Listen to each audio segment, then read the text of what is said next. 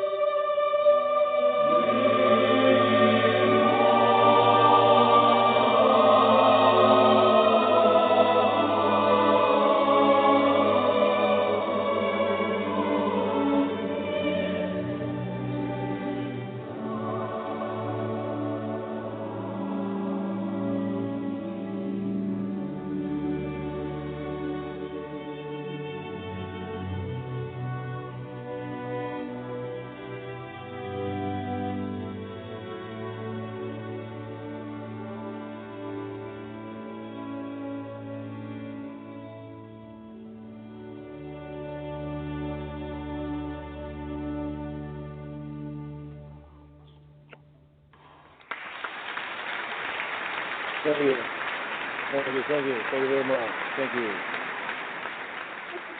Much appreciated. Hello, welcome to Synergy of Love.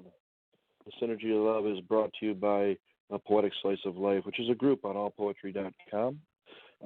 Check that website out if you're interested in writing or reading poetry, even stories. It's www.allpoetry.com, and we want to thank Kevin and his crew for keeping that site up and running and giving us some place to hang out and have some fun. As I said, this is a Poetic Slice of Life, which is a group on that site, which is owned by my lovely wife, Kay, sitting next to me. Hello. Hello. And I am her Wesley, Steven76. Tonight's show is about kisses. First kisses, New Year's kisses, good kisses, bad kisses, smart-ass kisses. Any kind of kiss. Any kind of kiss. Even Prince kisses. Yeah. And of course, all of the poetry that's read tonight, we have written permission. Yes, if the author is not here to read themselves, we do have written permission to read it for them. I believe that's it, right? That's all the spiel that I have for this one. Yeah, so let's let Rome in. So, yes. He's been waiting patiently. There's Rome. Hello, Rome. Hey, guys. Hello. How's it going? All right, how you doing? Good, good. Glad to be here. Glad to have you here. It's fun to explore the site. You guys got inspired 2 rights with your topics all out of me tonight. So it was great, I enjoyed it. It's fun, Yeah, cool. We try. Yeah. Yeah, it was fun. This topic and then the other topic I went to was for the 14th, the Lost Boys one. And I was like, boom, awesome. It came out.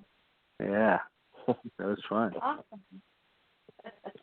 Yeah, I had fun writing for that one too. Yeah, I know. You went sarcastic. I did go a little sarcastic, yes.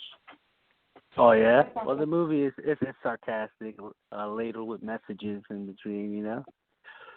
Yeah.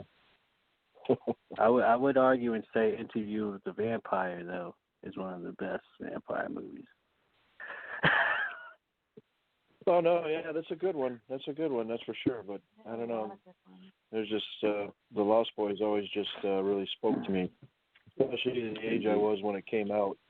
I just kind of identified with a lot of characters. Well, we did focus on Bram Stoker's Dracula back in November. Yeah, we did. For our One Mortuary Shadow. Yep. That was a cool show. Yeah. Nice. It was one of our top rated films. Yes.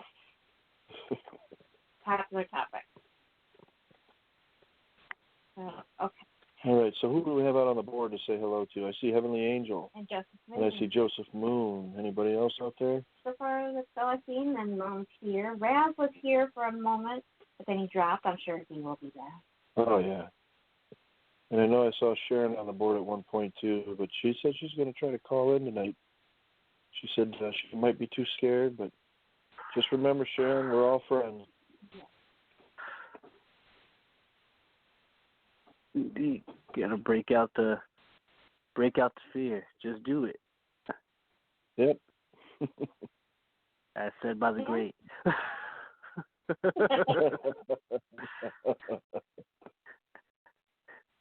So how did you want to start off, hon? Well, since Ron is here, I know he's pressed for time. If he wants to read, and then I will drop Heavenly Angels down since she's on the board, because she flipped 2. You like reading first, Ron? Yeah, not a problem. Oh, you said if I have something to read for you? Well, we're going to drop the poem that you submitted in the room. So. Oh, did you want to read something? No, I don't see it dropped in the topic folder. Oh, it's unless you that. I have it. I could post it in the chat, and I can also, if you guys need a reader for something, I can help. I could do that as well for you too. Give you a 1-in-1. It's only fair. Cool. But yeah, I'll drop my pieces right here. I got it for you guys. The tender. I just saw it. That's there. Refresh your page. No, I saw it on the topic board. I don't know why it's not showing up on yours. Oh, I don't know. Maybe I got to refresh. Maybe. Okay. All right, here we go. The piece is called Tender Bites of Bliss. Tantalizing tongue twisters, bilingual conversation spoke verbatim. Love is falling like autumn leaves. Here do we jump into piles compiled of all we gathered, held in captive, freed from shackled raptures of wanting needs, pulling us closer. Wet were the lips that crash like water beats upon mountains, amounts to the scrapes of walls ahead abroad, where the sheets we mounted screamed. Not a solid scene when our creases locked to confine our speech. Must have been mutters slipped in a mess of lovers. Spirits switched in exchange of breaths, whispers of words, heard the heart of a soul spoken, locked in a hole, watching a part of me, making a hole, where escaping was lost to me, gracious, was pulling back, watching the lines we tread, slowly descending the slippery disconnects, motions as slow as our eyes had opened, shocked in a moment, knowing we were living the dream we woke in. And peace. Yeah, I thought this was really cool because I read it not long after you dropped it in there, I think. That was about an hour ago. But yeah, I know you saw my little joke there, but I thought this was great. This is the imagery in there does speak to me like of a perfect kiss, where you're kind of just giving giving into both of you giving into each other, and you know, and it's one that, like I said, it seems to last forever, but you don't mind. Thank you much. It was really cool. What do you think? Much appreciated. Well, yeah, I like that. I like the way that you speak of tongue twisters because that gives visuals to think on. But then I like the way you close as well when you're speaking of we were living the dream that we woke in. The quote that you chose, when you kiss me without uttering a single word, you speak to my soul. There's always those that can do that for us, that they can speak to us in so many different ways. And when it speaks to our soul, it's like they climbed in and found a piece of us that we didn't even know existed. This is a beautiful read. Thank you very much. And that was actually, I think, the most popular quote to write to, too. It was, because I even wrote to you. Yeah. I felt like a blank slate given the quote, I felt like the unspoken words had to be speaking, Felt like a blank sheet. Yeah, that's very true. It was very hard, too, picking from the quote, because I'm like, a lot of the quotes were like, I had to find one, like, not gender-based, because I'm like, well, I'm not kissing him.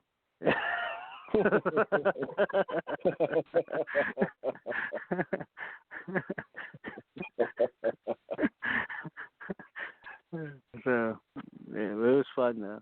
Thank you, guys. Much appreciated. Oh, yeah. Thank you. And I understand where you're coming from, too, because I can remember having to read some poems before, and it turned out it sounded like I was talking about, me doing something with a guy. It's like, come on, you should have a woman read this one, not me. Yeah.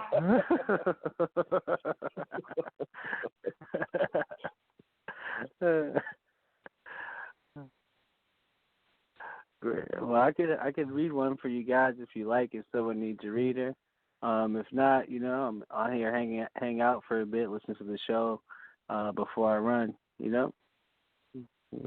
Okay. Well, how about I give Rome one to read, and then I'll read for Heavenly Angel. All right. Okay. Let me see. I've got a lot in here. Yeah, I know you do. Did Oak say he was going to call? Oak said he will not be able to call. Okay. And did you want to drop Oak down? Sure. Oh, looks like Deb just dropped in, too. Okay. This is a really popular one. Yeah, more so than I realized.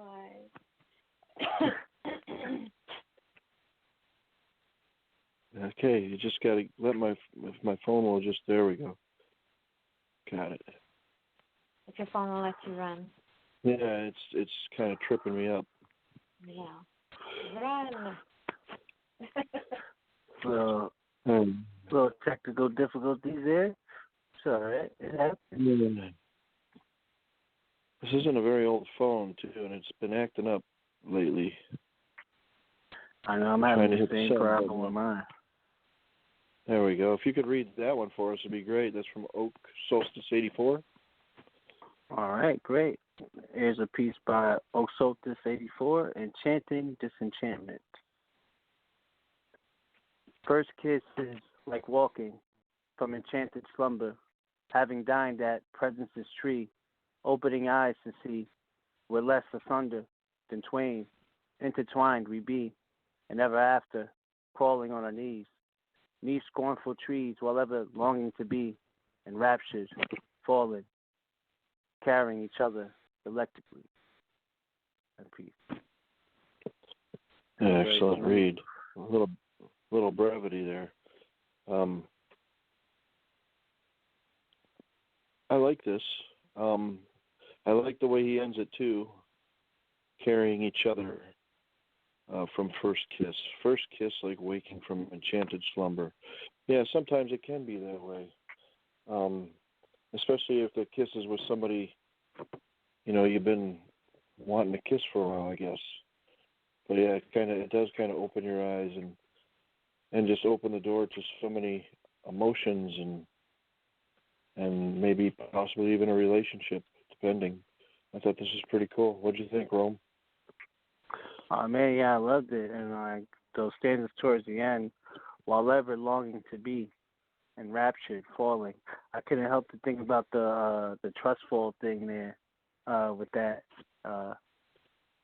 And I thought it was great. It was very smoothly written out. Like it carried the emotion. It was like a drift. So it was very smooth. I like that. Short, sweet, to the point, and just some great put together lines. Pulled you in. I was in the days reading it. I had to make sure, like, to remember to, to read. Great piece. Awesome comment. What do you think, hon? Well, as I told him, I said, I'm right, sir, because I have to agree with what you said. That first kiss is like waking. Depending on that kiss, sometimes it does. It really does open the door to a whole new life that is yet to be discovered and one that you did not anticipate. And it's a hell of a beautiful ride. With some bumps. With some boots, yeah. Awesome, right? It really is. Oh, God, it always speaks from the soul.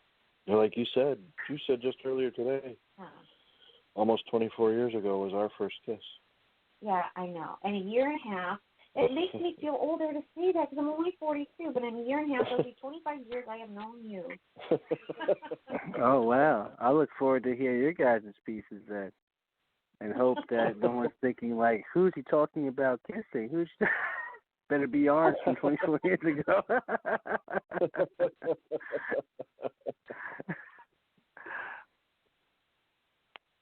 Yeah, Heavenly Angel on the board said mushy mush. Mushy mush, yes, mushy mush. Great mushy mush rag. Mm-hmm.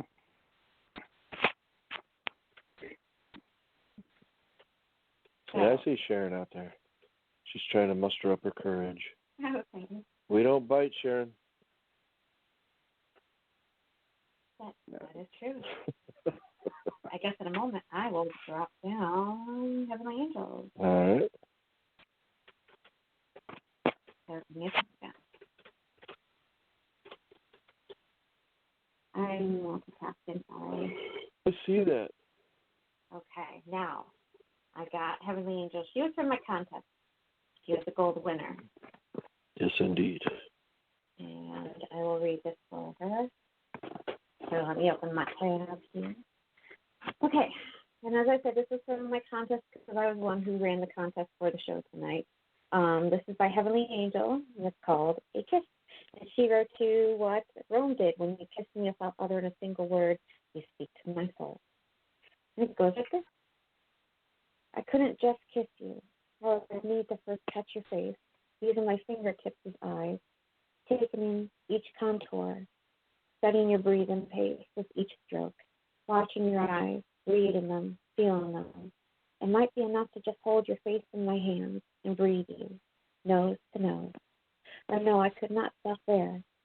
I could not have my lips so close to yours and not have them touch, even if like a feather, a soft, whispery brush of contact, a slow motion begin into a kiss that makes petty all the kisses of all the great lovers in the world. But no, I could not stop there. I could not feel your lips touching mine without having to taste you, to drink your motions and savor that sweetness. A kiss of the lips, maybe, but a kiss of the soul, and that kiss brings our bodies closer, lost in it all, with arms locked in an embrace that could only justify such a kiss. Maybe it would be enough to kiss you, but no, I could not stop there. End poem.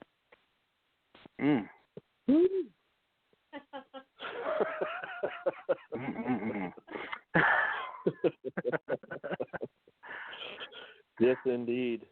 This is absolutely amazing, Angel.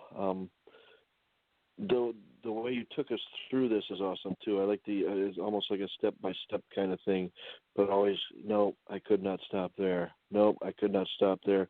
I'm just wondering what the next stanza would be. Probably couldn't put that on the radio, could we? This is this is talking about something much more meaningful than just a kiss. This is a connection. It's a gorgeous, gorgeous rite. And congrats on the gold. What'd you think, Rome? Oh, yeah, gold well deserved. I love those lines of the analogies there. I could just hold your face in my hands and breathe you, nose to nose, to the, having to taste you, to drink your emotions and savor that sweetness, that pulling in and like melting into each other. That idea right there, so sick. The imagery was wonderful. Oh my goodness, I could picture every moment, and I love that how it started off almost like a painting of the fingertips, and that first answer right there. It's like being a blind person in the kiss. So it was great, right? Nice feeling into it. Okay.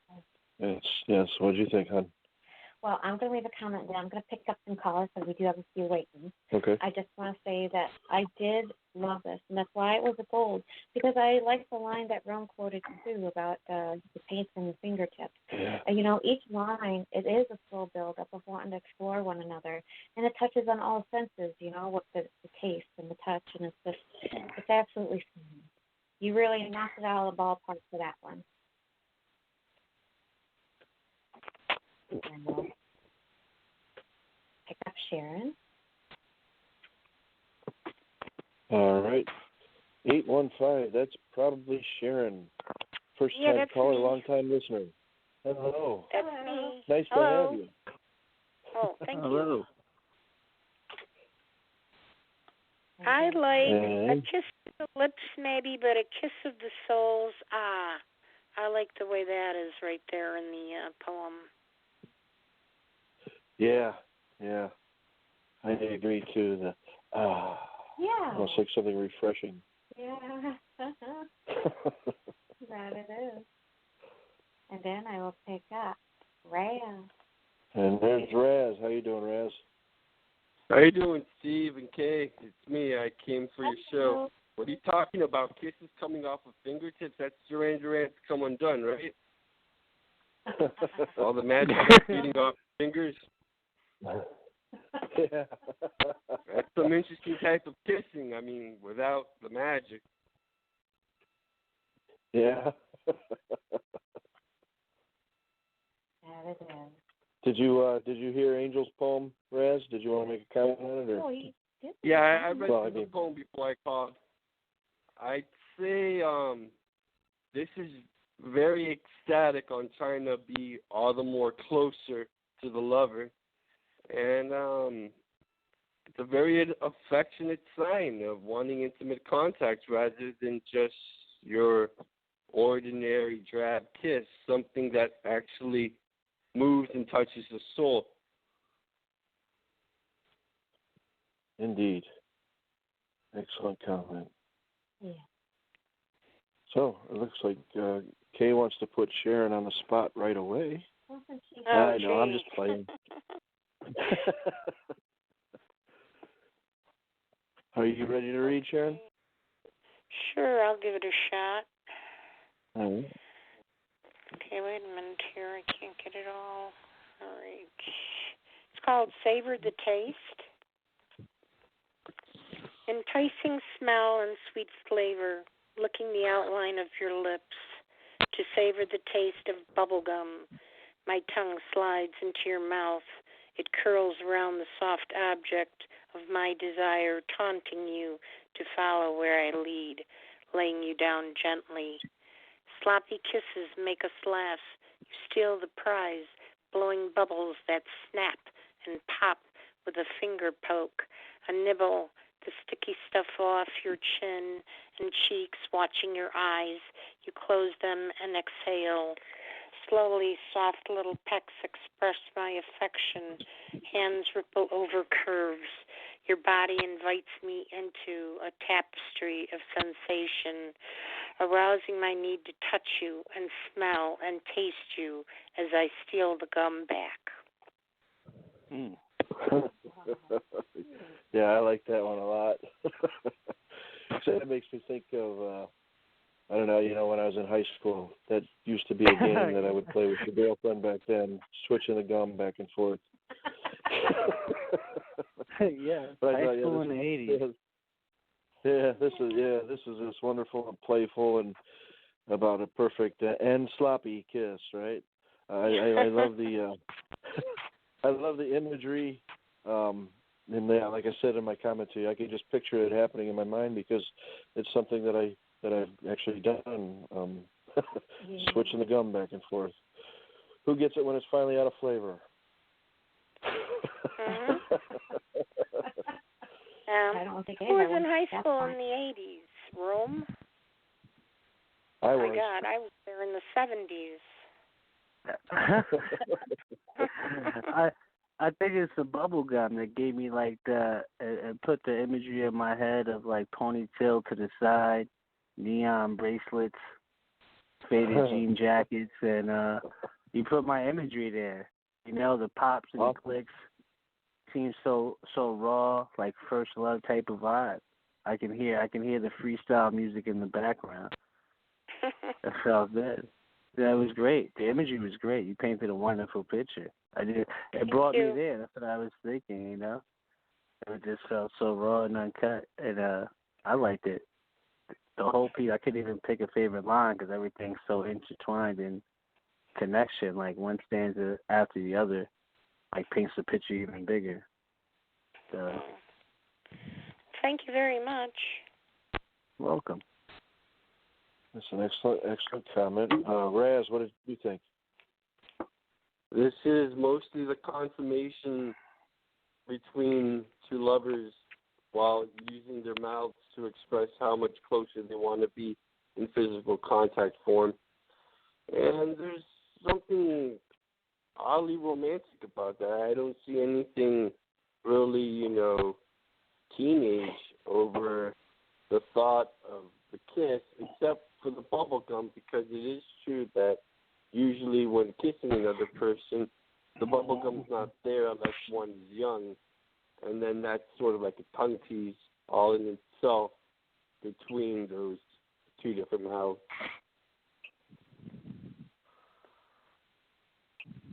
Yes, indeed. Grape Hubba Bubba. That would have been my favorite. Bubba Bubba. What did she say, Con?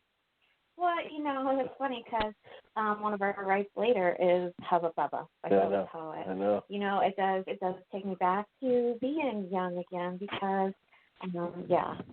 we discussed that about Phil's right in detail for a while. But, I think this is a beautiful right because I love the ending. It made me smile because it was very cute. But it also is very playful, right? It touches on touch and the sensation of that kiss, how it makes one feel. Because that special kiss and that special someone, it does touch all the right parts within you. It's beautiful, right? Me making out, right? Yeah, that too. Yeah. Strawberry Bubblicious. I like that one too. Yeah.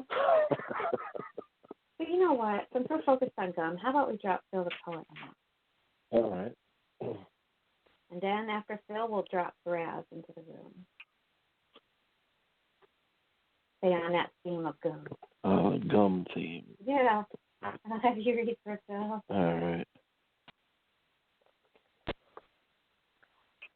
Yes, there it is too. Hubba Bubba Kiss by Phil the Poet. Here you go. Romy starts off just with that. Pigtails, fresh-faced girl, candy lips, auburn curls, laughing while she twirls, chewing licorice swirls, popping bubblegum, strawberry flavor, the taste of her lips I long to savor. Teasing smile, time to do yourself a favor. Experience wild, strange behavior. Smell of lavender drifts on the wind as my heart begins to sing. All flushed up, where do I begin? In the playground near the swings. Innocent kiss, glasses steamed up, wild eyes sparkling like a buttercup, giggling like two loved up lion cubs. Upon her lips I do greedily sup. Hubba Bubba strawberry taste, disoriented to time and place. Heartbeats, pulse begins to race. Rosy red cheeks, blushing face.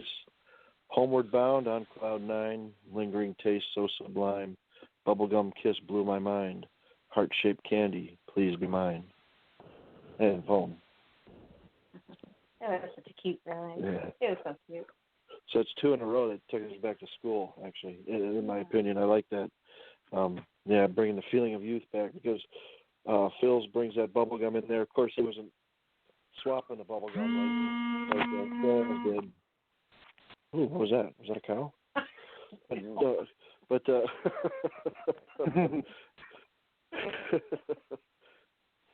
but this was playful in itself too, because I can remember my first crush. Actually, maybe I started too early, but it was second grade, and I remember her name was Shannon, and I so badly wanted to just get a little kiss from her near the swings.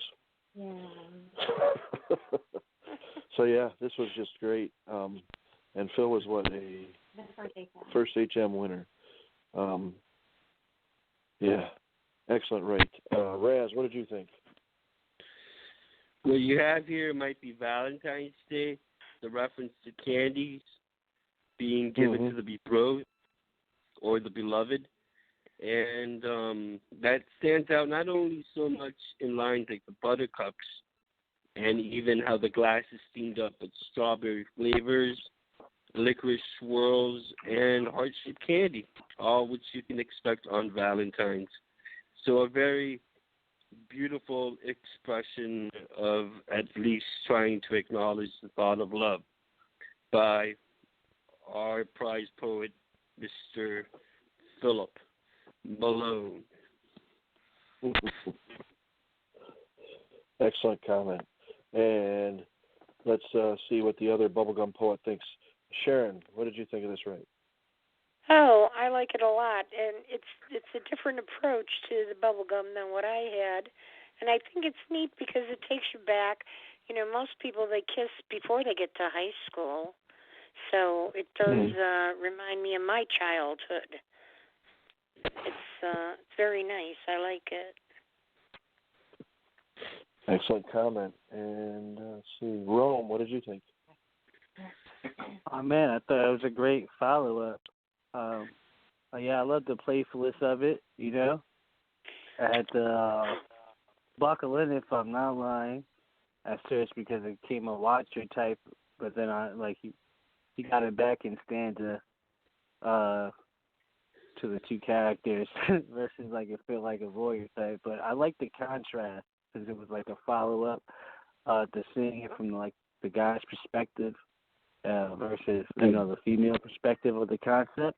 Was very intriguing, and it was dope to see it and how they folks followed up because it definitely felt like more like lustful, but he put the playfulness in it. So I agree, like with the first comment, like the concept was very strong. How he went every stanza, like mentioning and making the analogy of the candies was very dope. It was a nice write. Excellent comment. And Hun, did you want to comment? Well, yeah, I thought this was a very sweet write because the second I read this, I couldn't help but to smile because of how sweet it was. It brought me back to youth. And like I said, we had an extensive conversation that night about it. Yeah, because we it did. did take us back to our youth and being kids and that kiss. It is, as I told him, it's deliciously sweet and nostalgia because my first kiss was in elementary school. Yeah, mine too. I think most had their first kiss in elementary school. Yeah, so it definitely takes one back to, youth and school days. Like you wrote, it speaks of those kisses that mean so much because sometimes there are some kisses that even after the fact that they're no longer in your life, that kiss will always be etched in your memory. Oh, yeah. I know. My first one is always etched because I told you what mine was. I was in grade school, and it was a high school cheerleader that gave me a big smack on the lips. It was a big smack roll. One I'll never forget. Of all people, a cheerleader, Yeah. Rah, rah. Yeah, that's what I did. I actually said, because I was little, and I just went rah, rah, because that's what she did. And she said, oh, so cute, and grabbed me by the face and gave me a big kiss. And I was like, I'm the man. Back in the day when people weren't scared about mono.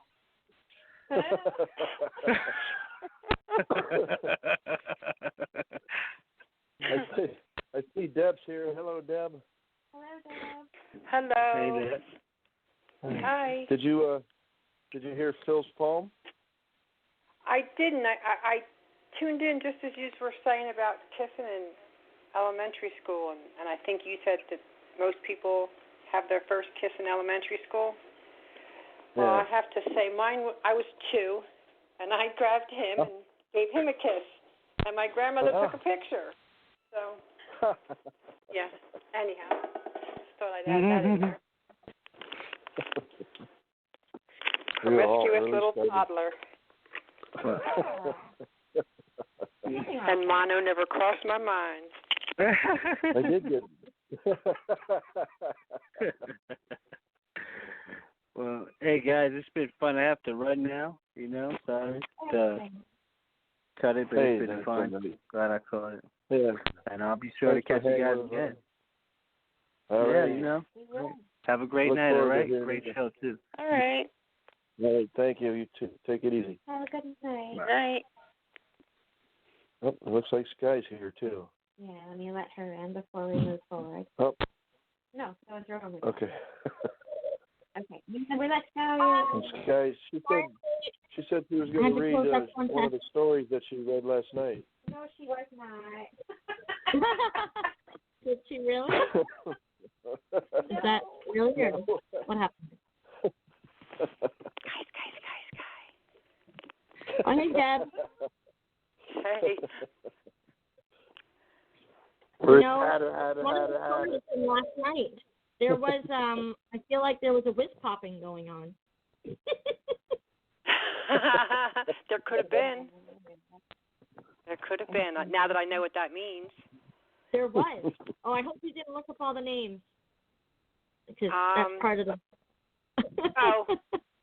I told you I had to go by the synopsis, so I saw some of the names, and I'm halfway into the right. So if you call, you'll get some points. Then you'll win. I was sucker to confess something personal just to appear on this blog.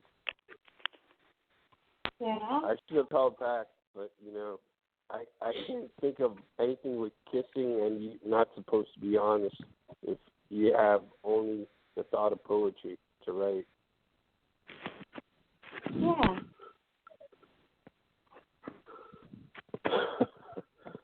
Yeah. Deb, well, I might as well ask if anybody needs to read and run that hasn't read yet. Yeah. Well, I kind of do because I'm still trying to write for a big giant, and then I have to get ready for Hatter too because it's a busy Saturday. But I just had to come and read for you guys. The big effing giant. Yeah, him. I have to read and run, but I don't have Whatever a poem. he's doing to Alice in the Matrix, someone has to find out one of these days. Well, I'm sorry, I didn't hear that. No, it's okay. I mean, Hatter's a great guy. Just assuming that his role in poetry has some other side. I didn't mean anything personal. I mean, of course. Yeah. Yeah. Yes, drop Deb's in the room. Okay, we will get to. Yes, we will. Did you hear me? No. But there's no poem. I just spotted Stephen and Hatter singing. Yeah.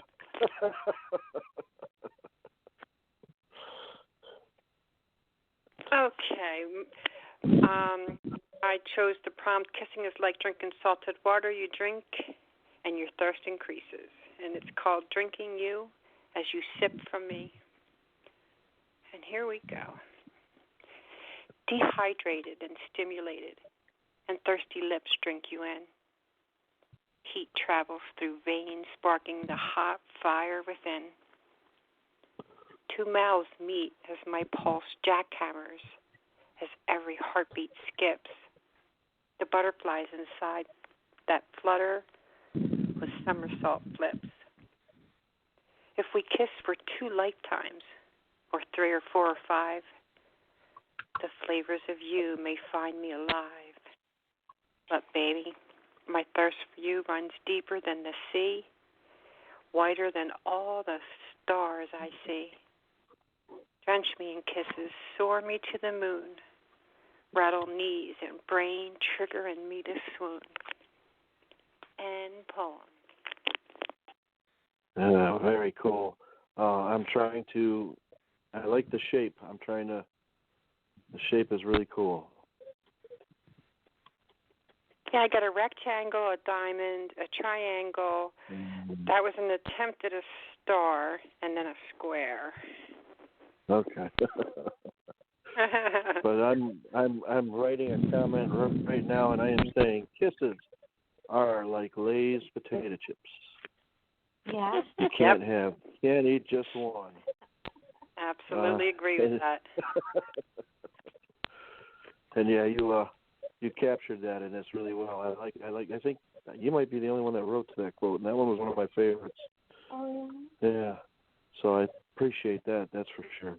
Well, I try to look and see what kind of stuff you got, and see if there's anything that was ignored, and if I can be inspired, I go with it, and it inspired me, so I went with it. Good, yeah. And thirsty lips drink you in. Heat travels through veins, sparking the hot fire within. Yes, indeed. Kisses can do that and more. This is awesome, Deb.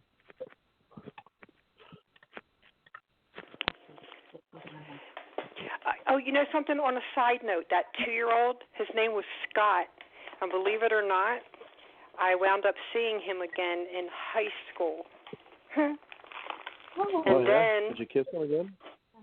And then again, about 15 years later, he's a co-owner of a comic book store. So weird. I don't know why that just popped into my head, but anyway. But I do have the picture of the proof of the 2-year-old first kiss. Let's see. Let's get you some comments. Raz, what did you think? Well, the proverb, if you drink salt water, you're only going to thirst more, is deep in itself to base the poem. And then what you have here with Debbie is no longer the process of kissing. When you're throwing a hot fire that's sparking within your veins, and then finally what's shattering your whole mind happens to be seeing the entire sky flash into the color white, including the stars. This is some intense type of interaction with any kind of other person or part of the outside world. I give it a grade A on exaggerating or amplifying the magnitude of how much you can perceive out of your senses, especially the whole sky drenched in white and all that's the stars. Like the satellite in salt water. Yes, excellent comment. Yeah, Sharon, what did you think? The first line to me makes me think of, when you're nervous or something and you get dry mouth. And then as you start kissing and whatnot, then the juices start flowing. And I like the jackhammers because when you're first kissing and doing all that stuff, you can't control what's going on inside of your chest, and you think that your heart's going to stop. I liked it. It's really nice. And I don't know how you do the little creative thing with your words. That's pretty cool.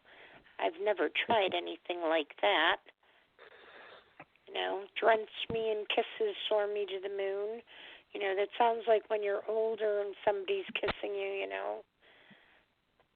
So I liked it a lot. Excellent comments. Awesome comments. And Sky, what did you think?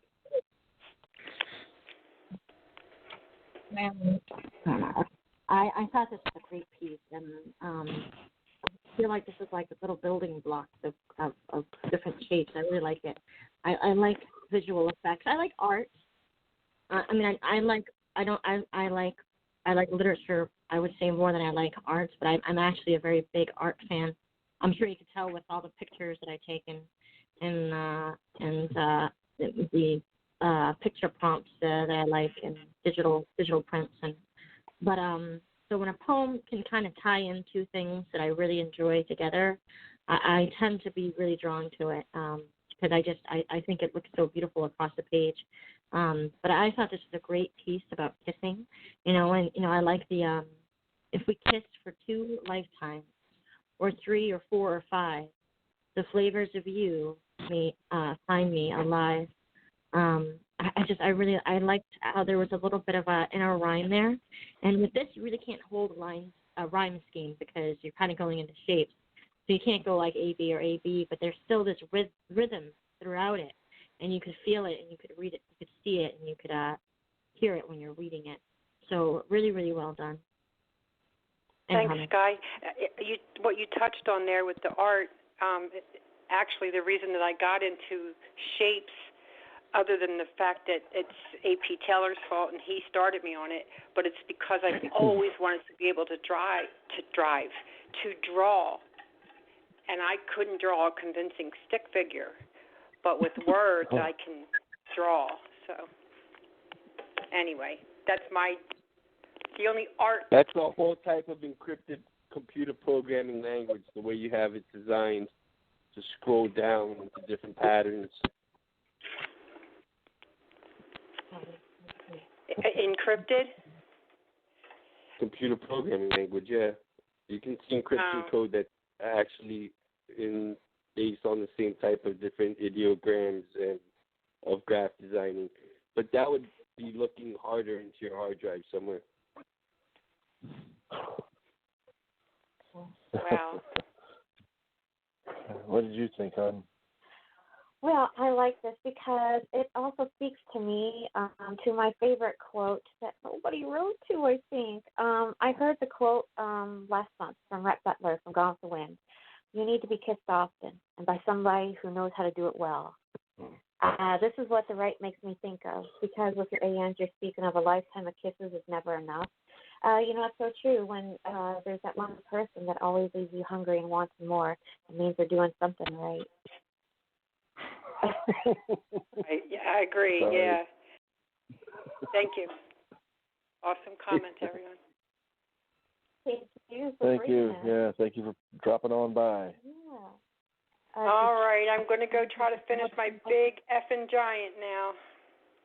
Big effing giant. Did you want to plug your show for tonight, Deb? I think, yeah, it's going to be Hatter and me and Sweet. And I'm pretty sure if I remember, he wants people to let him know what kind of, what you do and don't like about what's been happening so far, your favorite kind of contests versus the ones that, you wouldn't bother to enter.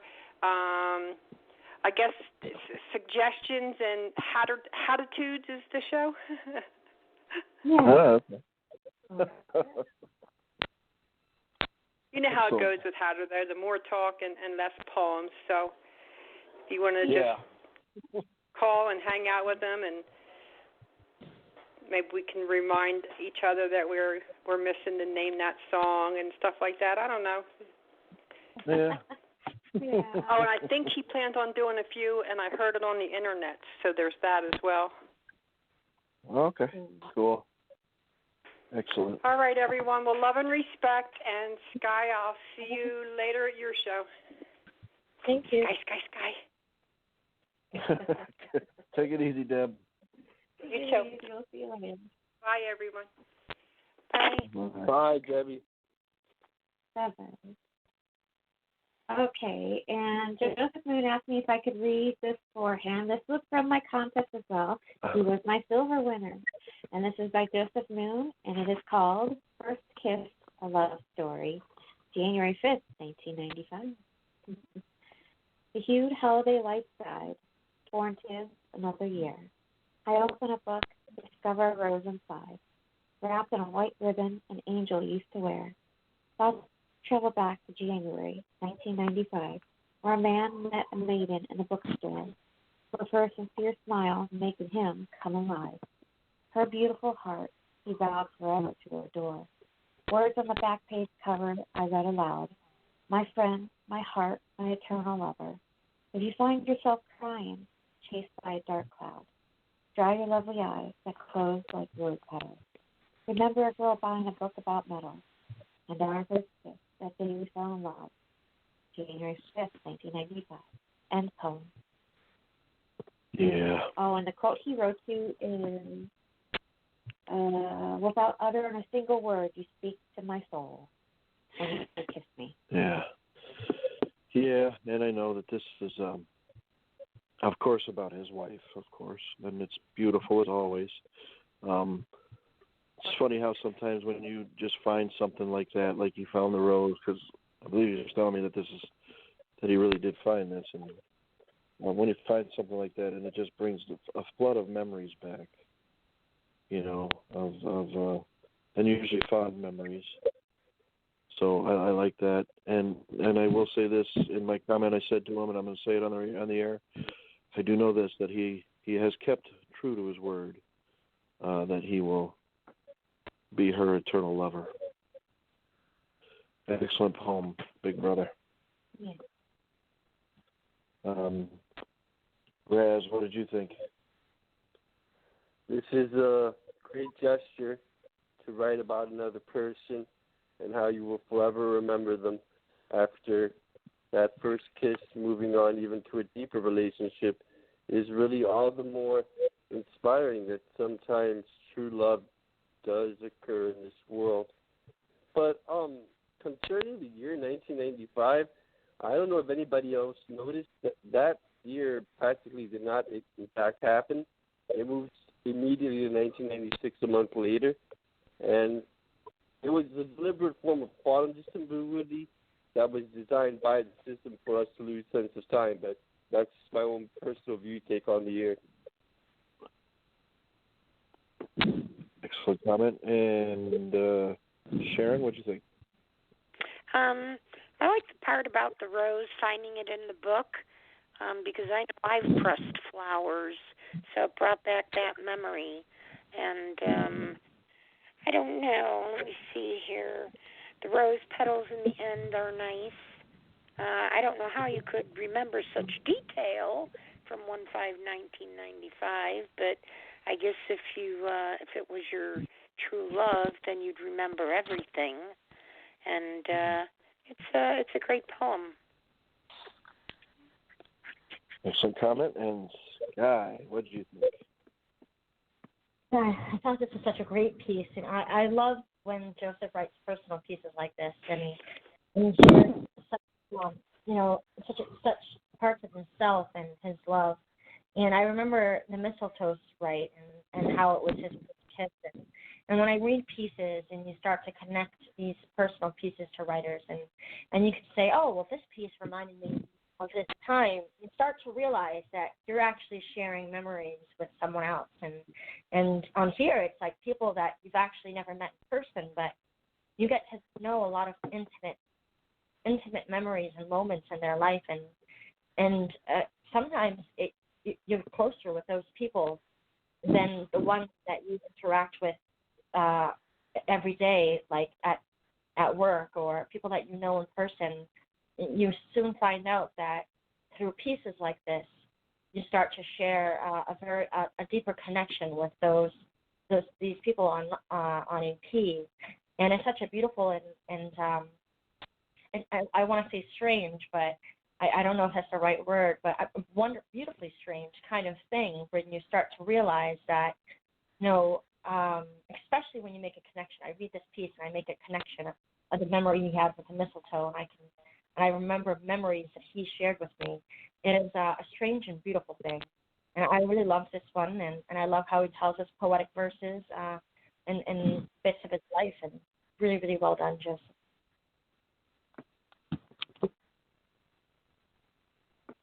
And that's the end comment.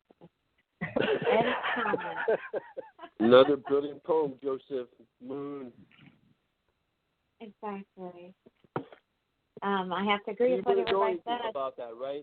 95 just turning into 96 a few months after the New Year's Eve party. I mean, I'm the only one who remembers things wrong. I didn't know I suffered from some kind of time dissociation that can't be noticed by anybody else out there. That's just strange. I don't know. Yeah. Well, I know for me, 1996 stands out because that's the year I graduated. Yeah. But then... It's also the year that we met. Yeah, so 96 was XMI thing. I think this is a beautiful right, Joseph, because it does speak of that kiss. And as we've talked about throughout the show, about how that one special kiss is magnetic and how it can inspire and how it could just make one feel all these emotions right to the core. That's unforgettable. You know, as I said too, that, you know, there are certain kisses that will forever be etched in one's memory bank, and that's a beautiful thing to always hold on to. Your right was wonderful. I appreciate you joining the contest, and I'm glad I was able to get you read before you have to run off because Joseph has to leave soon, so that's why I wanted to get Joseph read next. That's cool. Thank you, Joseph, for sharing tonight with us. Thank you very much, Joseph. No, I just have to say it, though. What's that? July 6th, 1996. Yes. It was a day that we met for the second time for the last. The last time forever, even now. Yep. And I dropped Raz down. All right. Well, there you go. Raz, you ready to read? Yeah, I can read my poem. It's based on the experience I had, I would say sometime in 96 or 97. It's called One Kiss.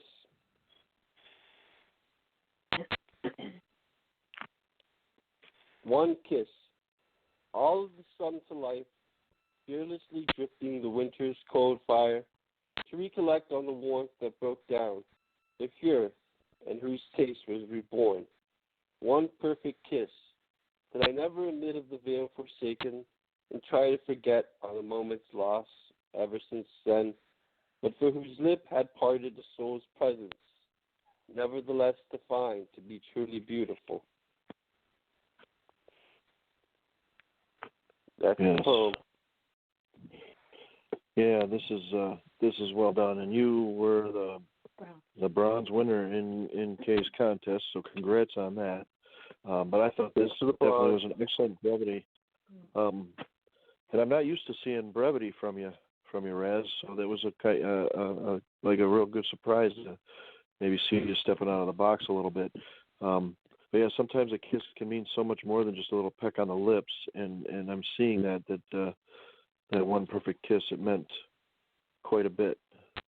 So yeah, this is a really, really excellent. Person I never got close to, but I mean, it was actually the whole sensation of the kiss that I remember being perfect, you know.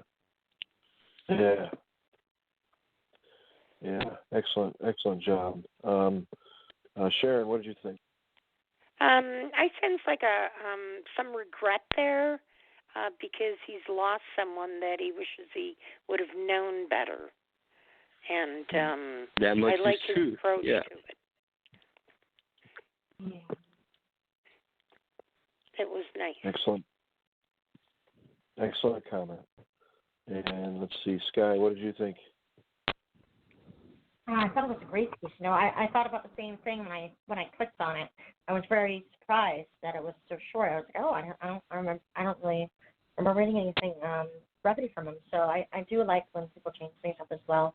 I thought this was wonderfully written, and I agree with Sharon. I think there was a bit of an infatuation in a brief sense of, in a brief little spark, and then the little bit of sadness that maybe didn't go anywhere, and you kind of look back, and I think we all kind of have those moments in our lives that we cherish and we think of them fondly, but even so, there's still a little a bit of that what if, even with that fond memory. So I thought it was really well presented. It's really well written.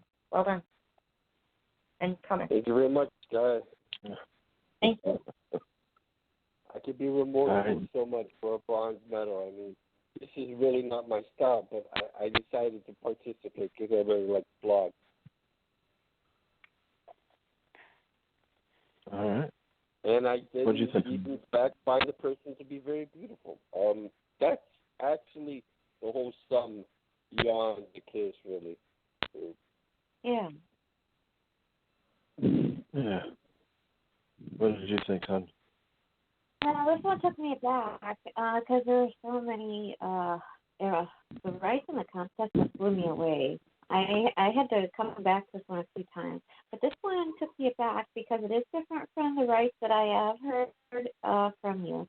This one has its own story to it, and it's one that has its own personal meaning to your heart.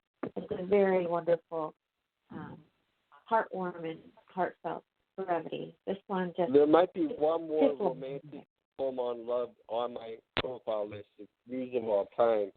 But, I mean, that's an entirely different person in my past. Yeah, but this was a wonderful write. It was a pleasure to read. Like I told Dave, I mean, surprisingly enough, I used to actually write love poetry when I was a teenager, but I tried to vary subject matter for years now, so this was kind of a new thing for me to do, too.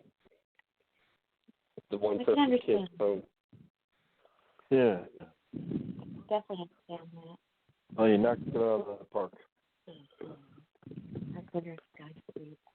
Oh, but you didn't let her practice. Sky, did you want to read for Glow Lizzie? Yeah, I'll try. I actually really enjoy reading for her.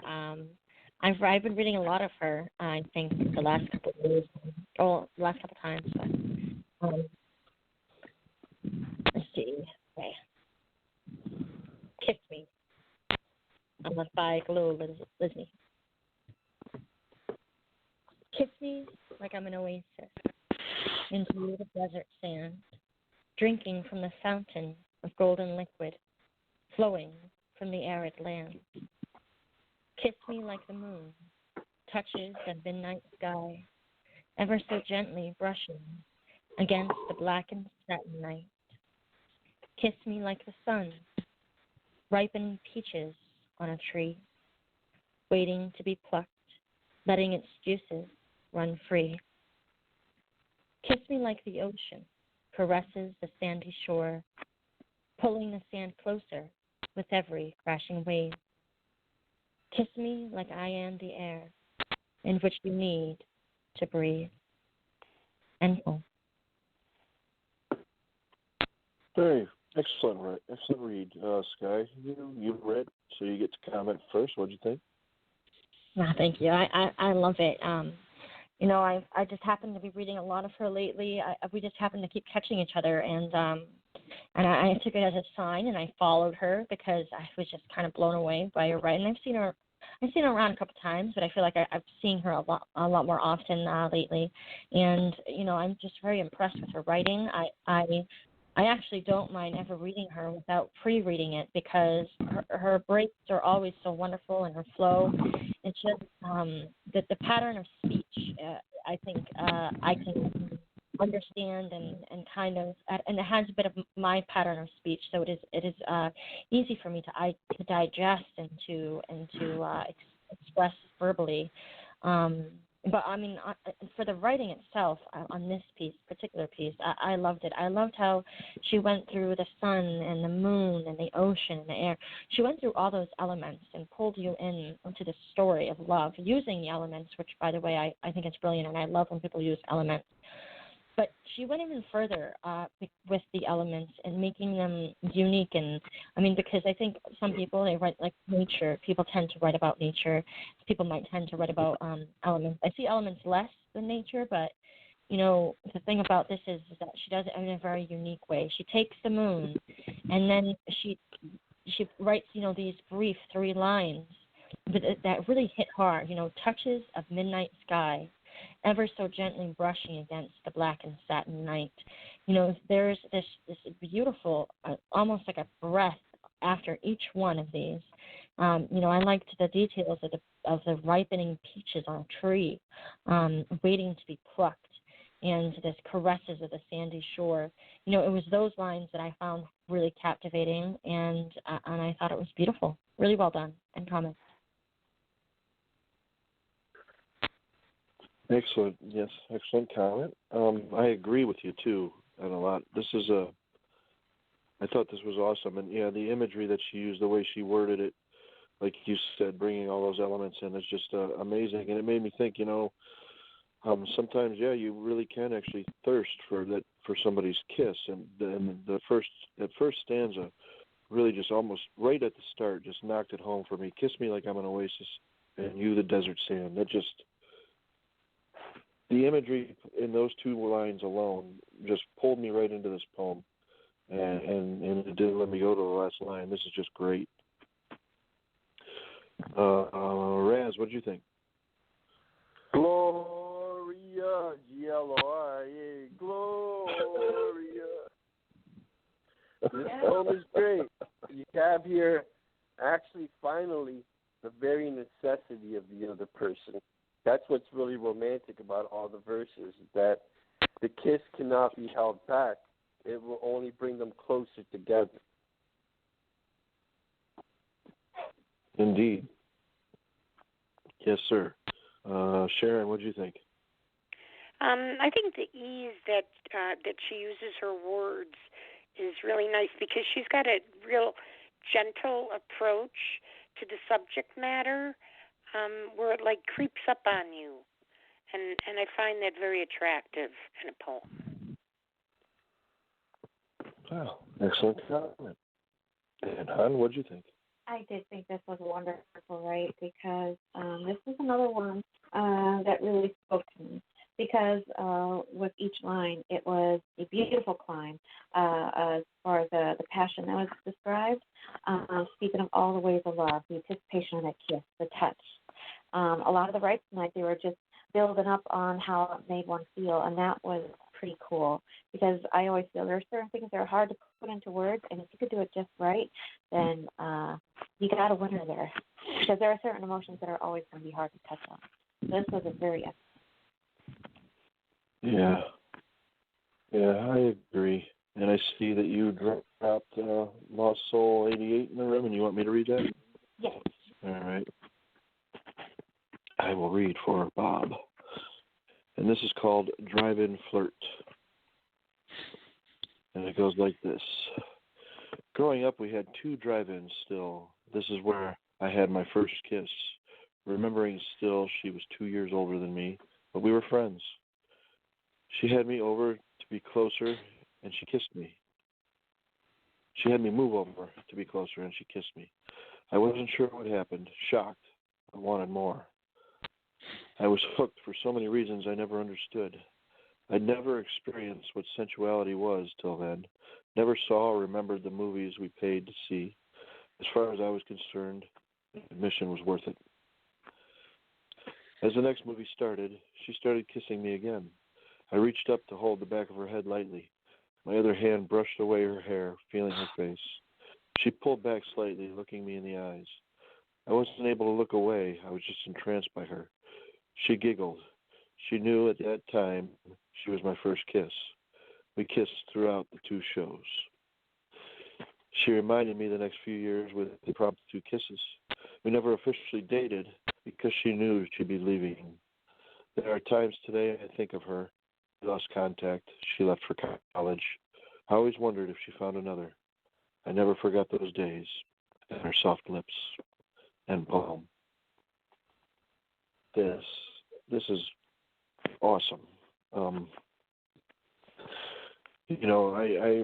read a lot of Lost Souls stuff, and usually he's very dark. He usually writes very dark poetry, and he and I discuss it all the time too, in private message. But this is just a whole. We've got people stepping out of the box a lot today. This one is something that, Bob doesn't usually write like this, and this is just wonderful. He brought us there. He brought us to his memories, and there's things that I can understand there too, and that I never forgot those days and her soft lips. Just the way he ends it, it's a little melancholy, but it's also happy memories as well. This is just a wonderful write. What did you think, Raz? Yeah, definitely going back, reminiscing on the old days, even watching films at a drive-thru theater, and knowing that those moments were very special later on in life. Even if the person disappeared off the backstage, they lingered on the back of your mind because what was special about those moments was a part of one's soul was shared with the other person, right there at the drive-thru. So this lingering effect, even after she goes to college, you can see him even now knowing that she was someone who just would never be forgotten, who's meant by this poem. The drive and flirt. Yeah. Yes, indeed. I couldn't in fact say that with an entire straight face. Yeah, I was being honest. Although the poem title was Drive and Flirt. What do you think, Sharon? I like the remembrance that he has, because it's like really innocent, thinking back to that time. And honestly, I don't even remember the first time I was kissed. So this is it's very incredible the way he writes the poem and ends it. It's very nice with their soft lips. Yeah, I agree. What did you think, Sky? I thought it was a great piece. Again, another one on that idea of a moment that was treasured and perhaps lost, but still thought of often. And I really liked that nostalgic feel and the way that it was presented. And I can't find the link now, but I thought it was a wonderful piece. And again, I really like that memory of that particular moment that kind of sticks into our mind, even though that it is past. We still cherish it. So really well done. You know, it's one of those poems like if Lovely Rita was really loose, but 50 years later Paul McCartney still remembers Lovely Rita, then there had to be something special about her, you know? Even if she was a flirt. Yeah. What did you think, hon?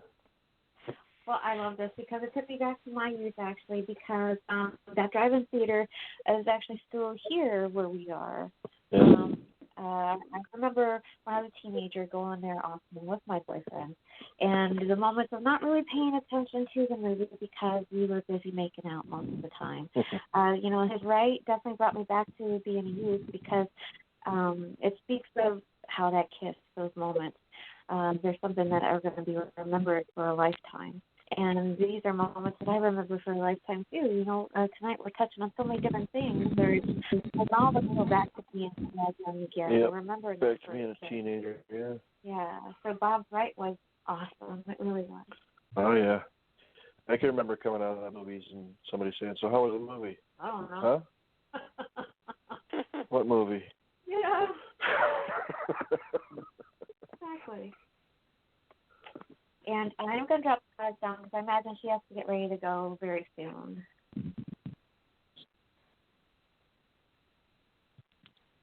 Okay. I'm here. I haven't read this one in a while, and it's actually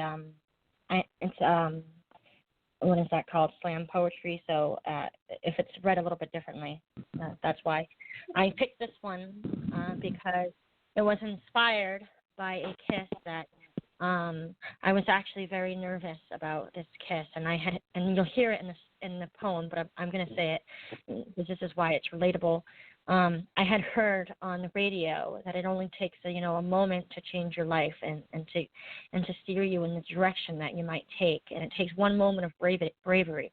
They were having this whole, and I never listened to the radio. I'm a skipper. I hate commercials, but I just happened to hear this clip about. And then later that night, after the whole epic piece right here. Yeah, later that night, stretches after on half more than a school page. Oh, carry on, please, Guy. Thank you. You on the radio? After a very nice date, I was very brave, and it actually led to a relationship that lasted for many years and a friendship that will last a lifetime. But so that's why I picked this one, and so here goes. And I haven't read it in a while, so please forgive me if I mess this up. If I were an auctioneer of lovers. If I were an auctioneer of lovers, I'd reach into the history of our ballad, scriptures written with ink of heart's well. I'd speak with fumbling hand and trembling lips when first I dared to kiss you. When my thoughts were spilt, thinking of a radio show I had listened to early that morning, telling me, speaking to me, advising me, it only takes one moment to change your life.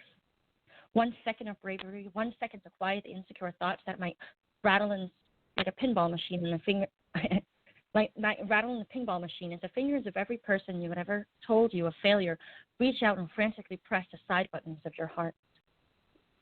Till the noise in your head beats, vibrate down veins, every corridor that holds doors of yellow caution tape reminding you of the times they were right. But I knew you were worth the risk. If I were an auctioneer of lovers, I'd tell the audience it is not always perfect. There are fights that play like a keyboard upon your chest, like an overture, that run deep into stomach with the ache that only perhaps you could understand if you had ever said anything to someone you loved and immediately regretted it.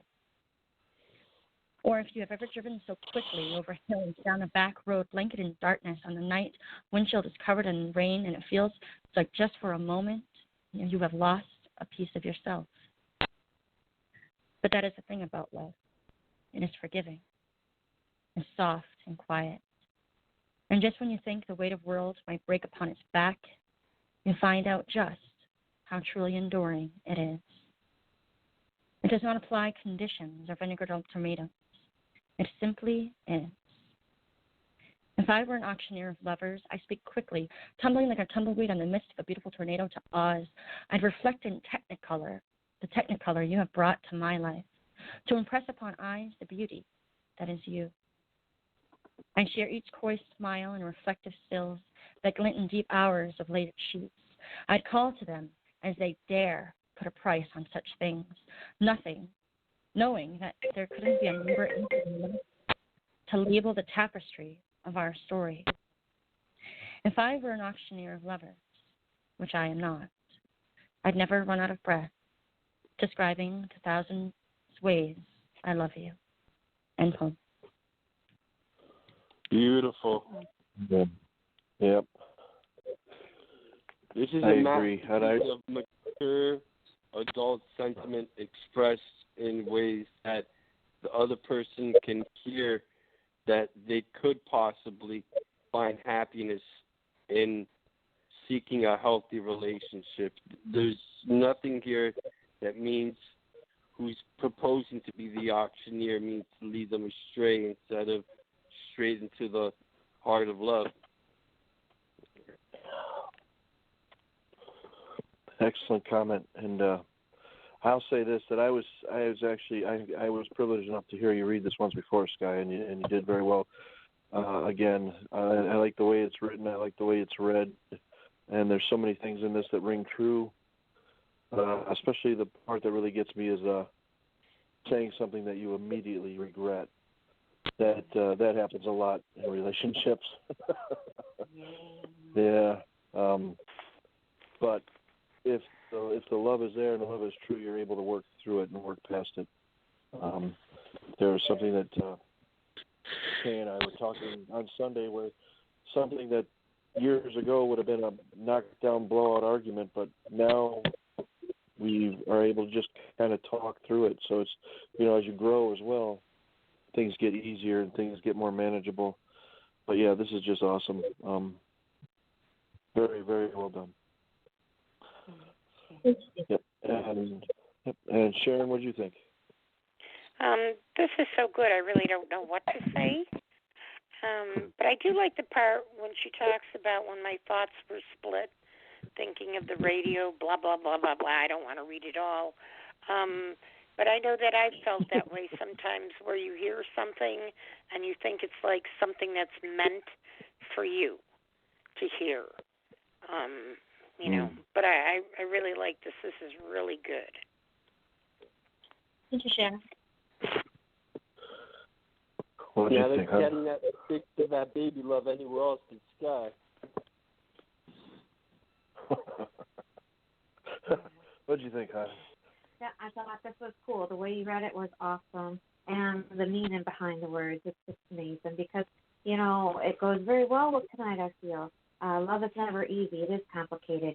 And how a person will make you feel, sometimes they'll have its highs and sometimes they'll have its lows.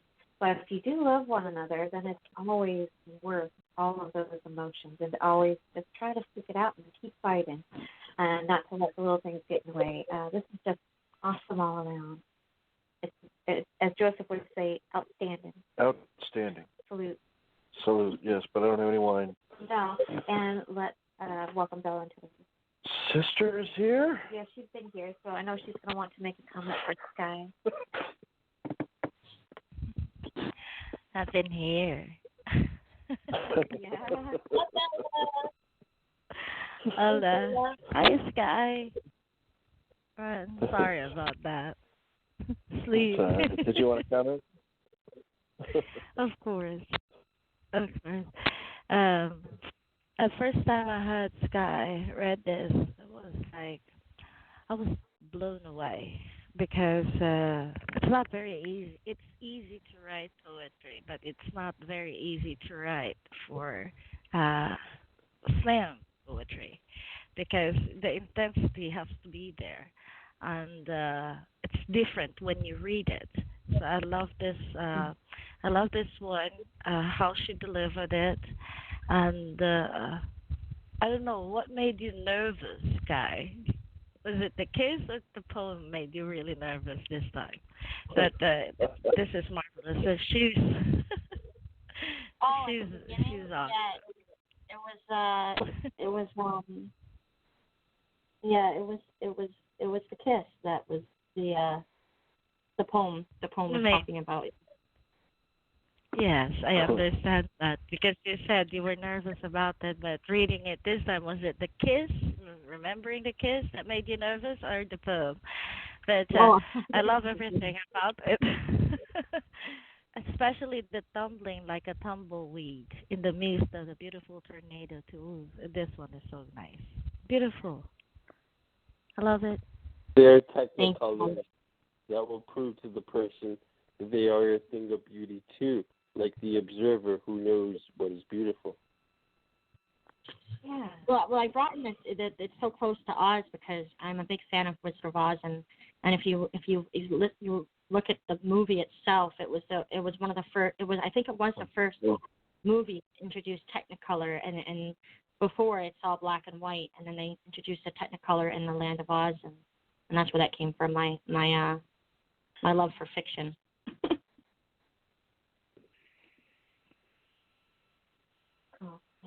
Awesome, yeah. I'm not sure if I have to get ready to go. Did you want to plug Those the show Frank before Baum she off? series are interesting enough. You know, they say Dorothy and the people who live there actually told them the stories according to its prefaces in the books. Yeah. Yeah. Sky, I'm not sure if you're. Well, I know you're pressed for time. I'm sorry. Did you want to plug your show before you leave? I don't really have to go. I don't really have to go too early. I could leave it in the last 15 minutes. So, I mean, you have me for a little bit. Okay. I got everything I needed to do already. So. Okay, cool. Well, then I'm going to have Raz read this one, and then I'll have Bella read next. I've never met Mabella. Why she's confused on the board whether or not we've known each other sometime in the previous blog. Hello, Mabella. I'm sorry. Sorry about that. Hi, Raz. No problem reading the poem. All right. Adrift by Charles Wading. Adrift. Anxious moments fill the evening. Chance. It's how lonely lovers meet. Then when at last they finally kiss, the world falls from beneath their feet. Wispy clouds shaped like fingers, clash, and drift between their sides. Two heartbeats make a symphony as the crimson moon begins to rise. Shooting stars and silvery glitter sparkle and alter the atmosphere. The kiss encased in moonglow until the footprints of dawn appear. Prompt, and so I kissed him, and the world fell into a spinning silence. All that was heard, the sound of his soul crashing on my lips and our heart. Awesome. Awesome. What'd you think of it as you read it? Has a very old traditional feel on the verses that you're swept into original modern prose, and at the same time, the rhyming scheme appeals to the senses of what's aesthetic about romance, including the moon and how that glow leaves the footprints at dawn, first light. Excellent. Excellent comment. Sharon, what did you think? This reminds me of when you're with somebody for the first time and you're going to kiss, and you're all nervous inside that you're going to do that, but yet you anticipate it. It's described very well, and I can see a picture in my head for it. It's good. Excellent comment. Sky, what do you think?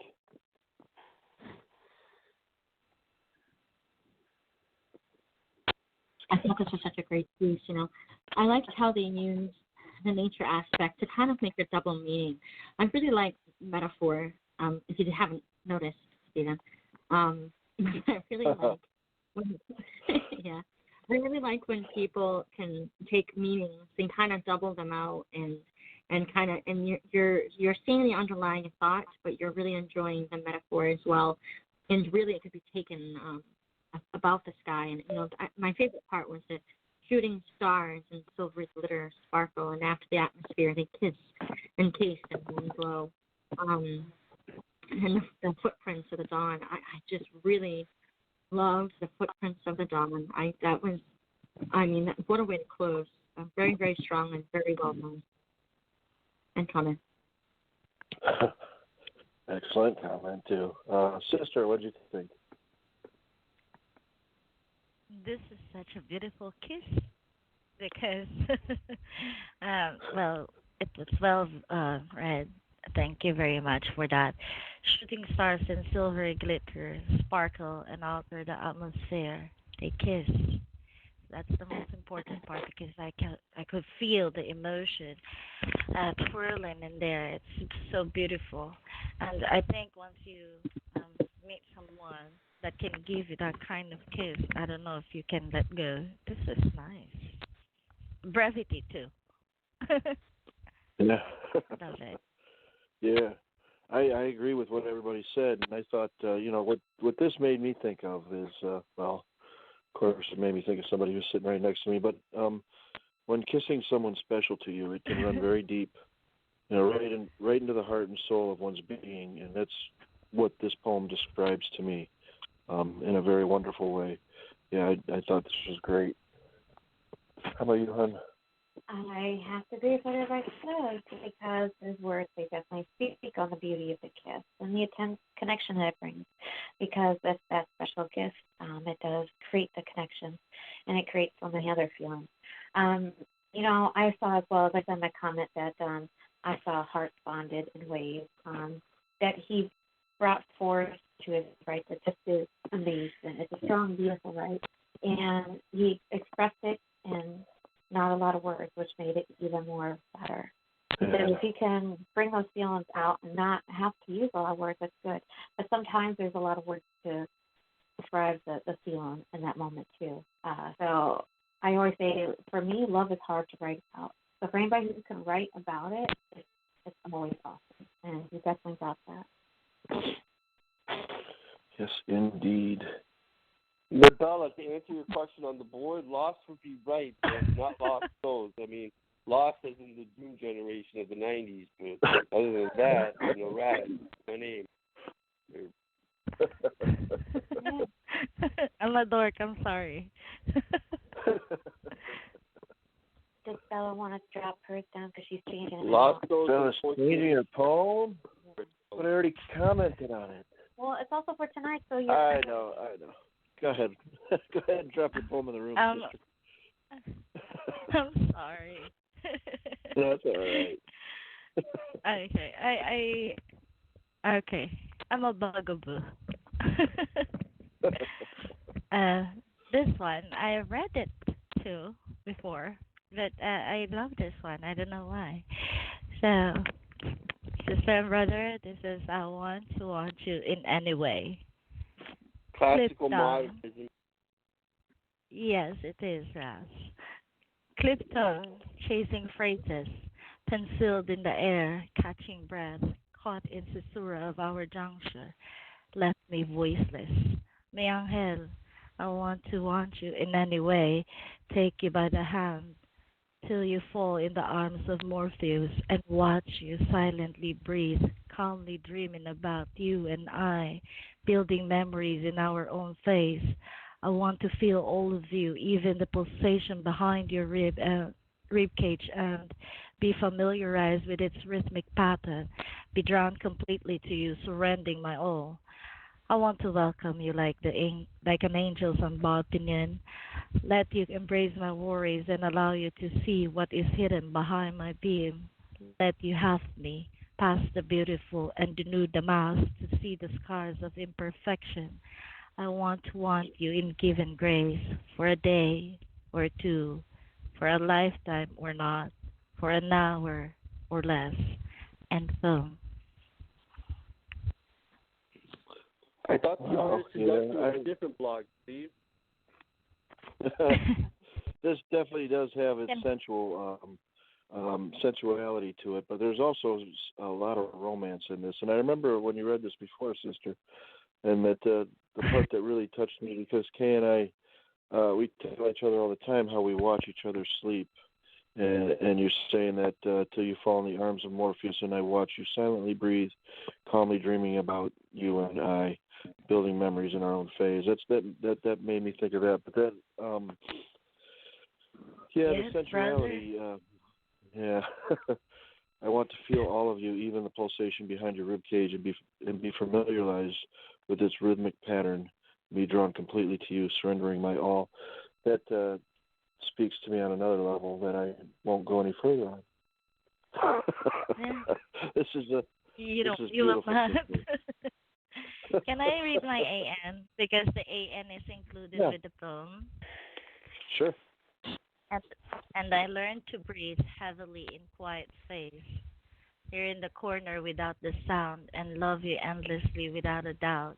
Will I ever defeat my worries, then leap into your arms? Only time can tell. That is the poem.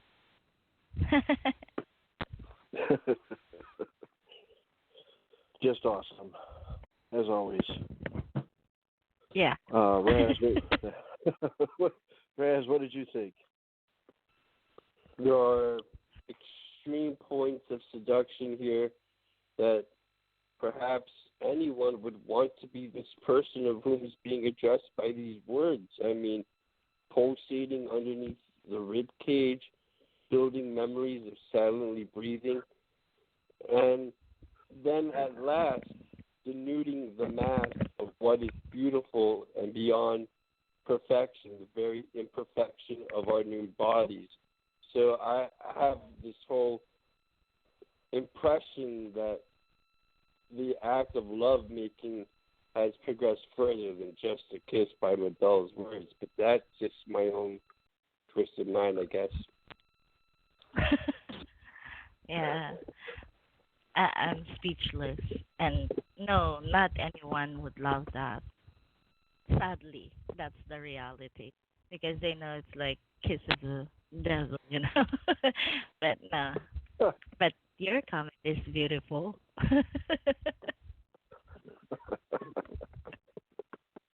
And you can see these lovers laying side by side in the arms of Morpheus at night with the lights off, just sort of reminiscing if it's been a lifetime or really just a course of a few hours. This one is like this one can do like a lifetime, but no lifetime yet. Trying to. Trying Yes. to find out if it's real. There you go. Let's get you some more comments, sister. Sharon, what do you think? First, I need to ask: is the structure of this poem called something special? Because, I mean, I don't know that much about poetry, but it looks like she's creating it in a certain way, and I'm just wondering if that, has a specific name to it, if you understand what I'm saying. I just call it edgy structure. The reason why it's like that because um I don't do punctuations. I don't do all those characters. I can't do it. I cannot understand it very well. So I do this in order for me to deliver it the way I would want or the way others put their punctuations. It adding depth to the poem. Okay. All right. Thanks. I found this very passionate. And the part that I especially like is where you're calmly dreaming about you and I building memories in our own phase, because that brings me back to the point in time where you scribble and write your names, like so and so forever. And, I know even like practicing writing, like Mrs. Whatever the name was. It brings me back to high school. Rachel Fisher, I meant forever, Quite but nice. no one's ever going to find that note. It was only grammar school.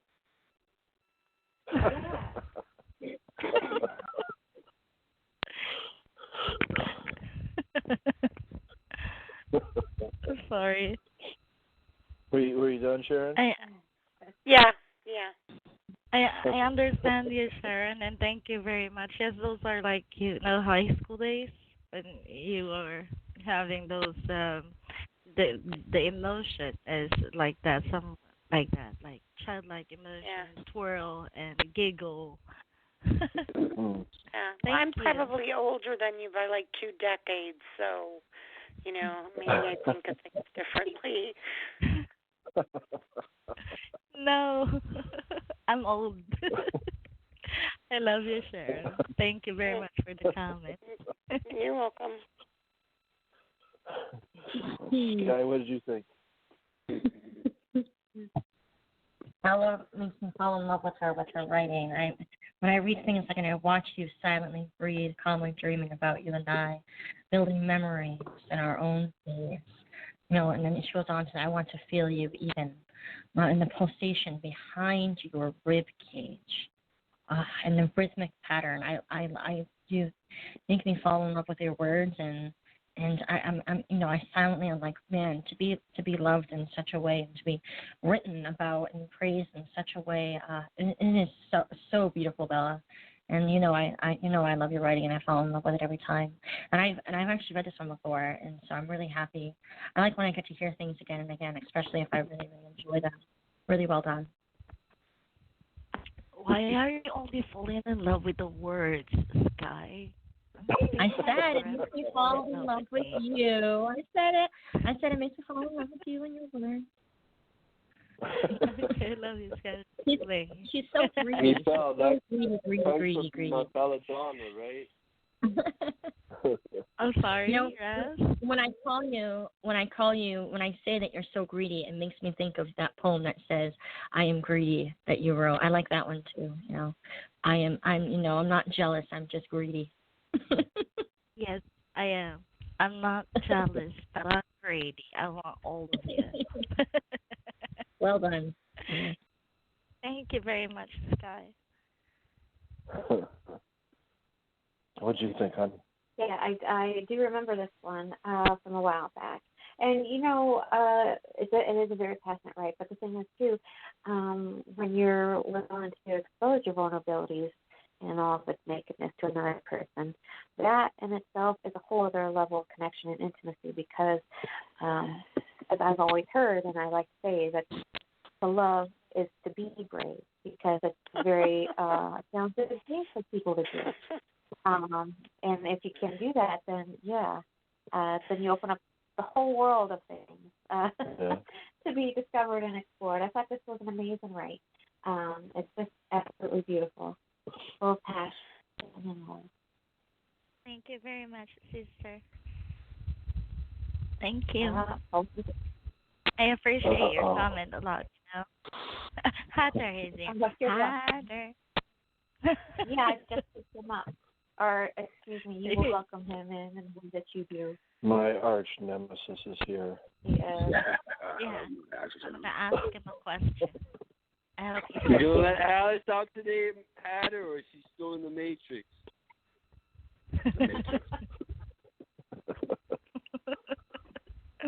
Well, I got to tell a story of my first kiss. All right. Hatter. What are you doing out of my pocket? Kiss me, Hatter. How's it going, guys? Good. Overall, good night. See, Hatter will not do it.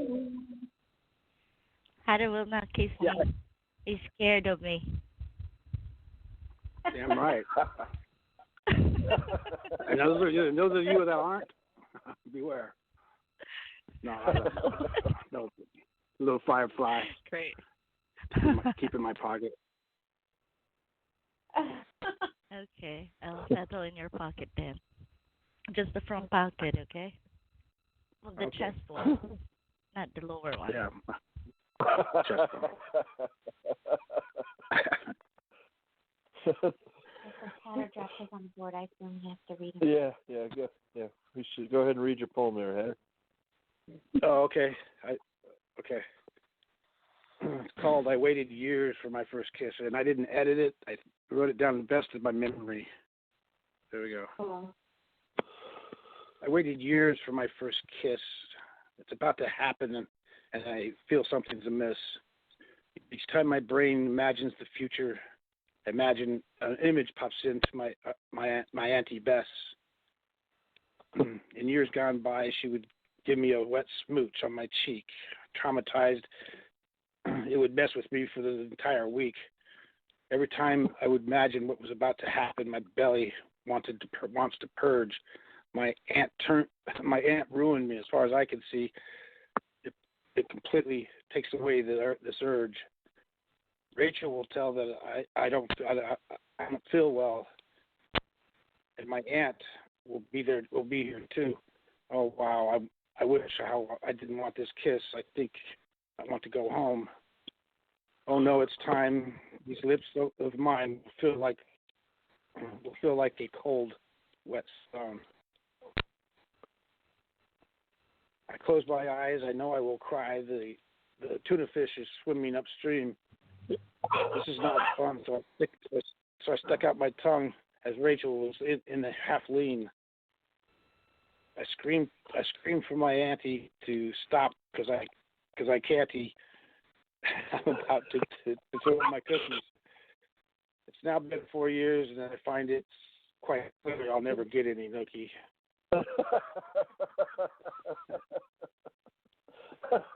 I know. Oh my God. True story. This is your first kiss, Heather. Almost. No. Huh? It was almost. It was sort of like that. They're just taking apart some Boy Scout who they believe is going to feel for the rest of their life, and have demonstrated how perhaps he cannot find success in early romance, and from there, who knows, soon he'll be along with Alice in that Matrix. Hatter is who else? Pieces of poetry. Although he said it's a true story. Hey, who else has got an aunt that all you saw every time you ran into her, she'd come down with those big red, painted lips, go off your face. I never had sloppy kisses from aunts, but I did get the cheeks pinched. Yeah. Yeah. Because they pinch hard. You know, for some reason, my mother's family, the ladies on that side of the family, always wanted to lick a tissue, spit on a tissue, go over there and wipe your face. You're spitting on me, yeah. God. Yep. Just that to make you stay clean. Yeah. No, I got it. You're crazy, Heather. This totally made me think of Eddie Murphy and his Aunt Bunny, and the story about his Aunt Bunny. This just totally made me think of that. I don't know if you ever heard that one or not. The what? Then Eddie Murphy had a comedy skit about his Aunt Bunny, and he said when Aunt Bunny was like in the 70s, she had like that really thin mustache, and it was kind of cool. But then when she got older, she had the Billy D. Williams look going. And he was just a kid. She'd come in and say, "Come give your Aunt Bunny a kiss, baby," and he'd run away crying. So.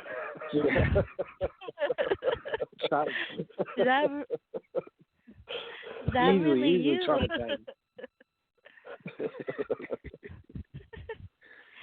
I like that. He's brother Charlie. That was that Raw. Or, I can't remember. it was either Raw or Delirious, one or the other. Yeah. Oh, Sky left us without saying a word. Yeah, but I'll plug her show at the 9. Yeah, I know. But yeah, this is great. I had her definitely a good setup for that last line. Let's get you some comments. Raz, what'd you think? A very interesting work on the surreal. But, I mean, it goes back to how any boy really goes around their early childhood. You get your kisses from family members, including the aunt. There's no big deal about that. And eventually, maybe you're 8 or 9, and then the girl wants a real kiss. And you're just not ready yet until 5 or 6 years later. By then, you can afford, well, you know, a vehicle, a car, a driving date, or a trip to a theater, and have that kiss. But here, the boy is underprepared because he hasn't reached full adolescent development when boys tend to try to reach out towards the opposite sex the first time rather than earlier childhood. So it explains all that in great detail. Yeah, I think there's a reason we're supposed to forget our childhood. We don't realize how traumatized we are. Unlike with Steve, who started, what was it, in kindergarten again? Oh, I didn't have it that best. No, I was probably about second grade, I think. First or second grade when I got kissed by the high school cheerleader. Yeah. And I was never the same again. Never the same. We all want to wash that side of your face. Got a little something. Bella, what did you think of Hatter's poem about never getting any? Yeah. Before that, I want to say happy birthday, Blue. Happy birthday, Blue. Mwah. Okay, that's your case, Blue. Well, Hatter, this one is funny. You are crazy, but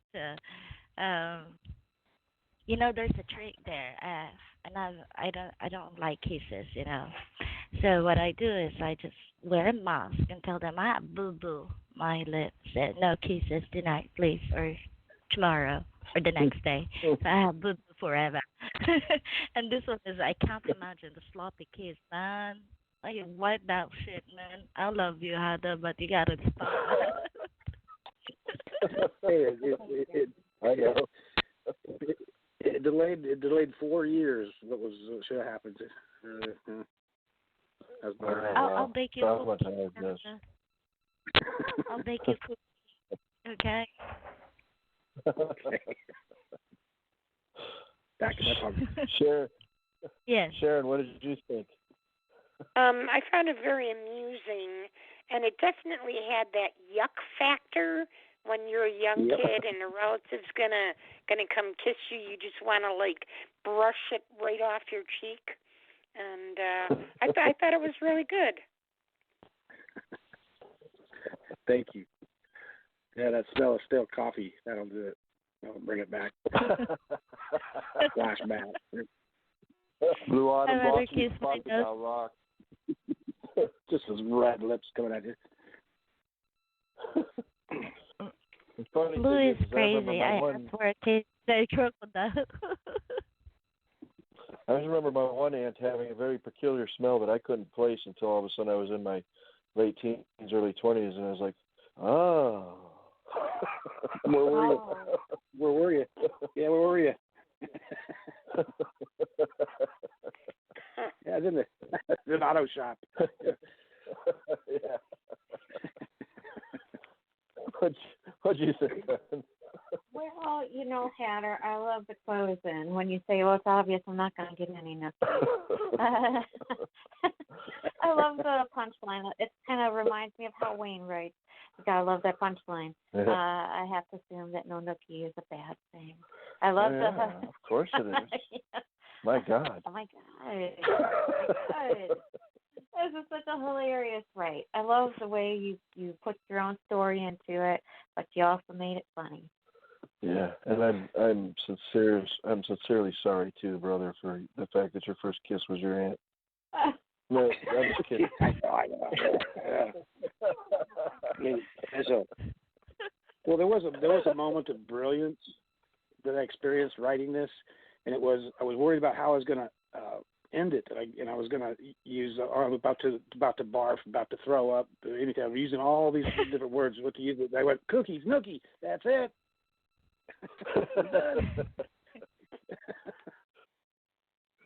Nookie cookie, that does rhyme. It does. Yeah, yes.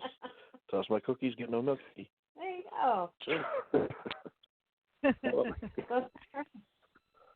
You're still wonderful, Heather.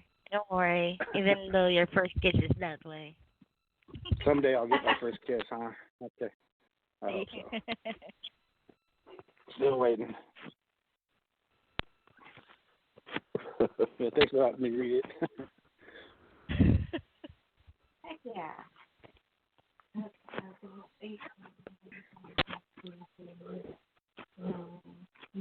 Hey, Deb.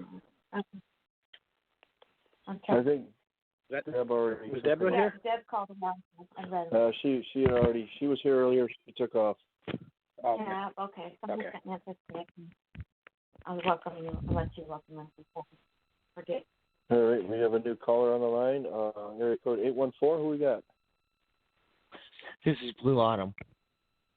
Oh, Blue Autumn, how you doing? Boy, cool. Nice to see you on the stream. I'm Rash.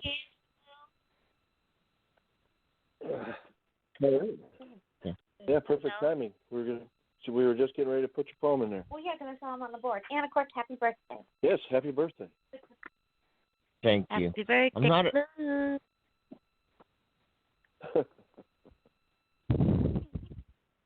it. You're 32 today? I'm sorry? Yes, I dropped them. You're 32 today? Is that 88 like literal on the screen name? No. No, not. I'm not 88. I'm not that old yet. I mean 32. He's 9. That's on your birthday? Or you just like those numbers, huh? Right. Actually, Blue Autumn 88 was actually the username they gave me automatically when they registered me when I first came to the site.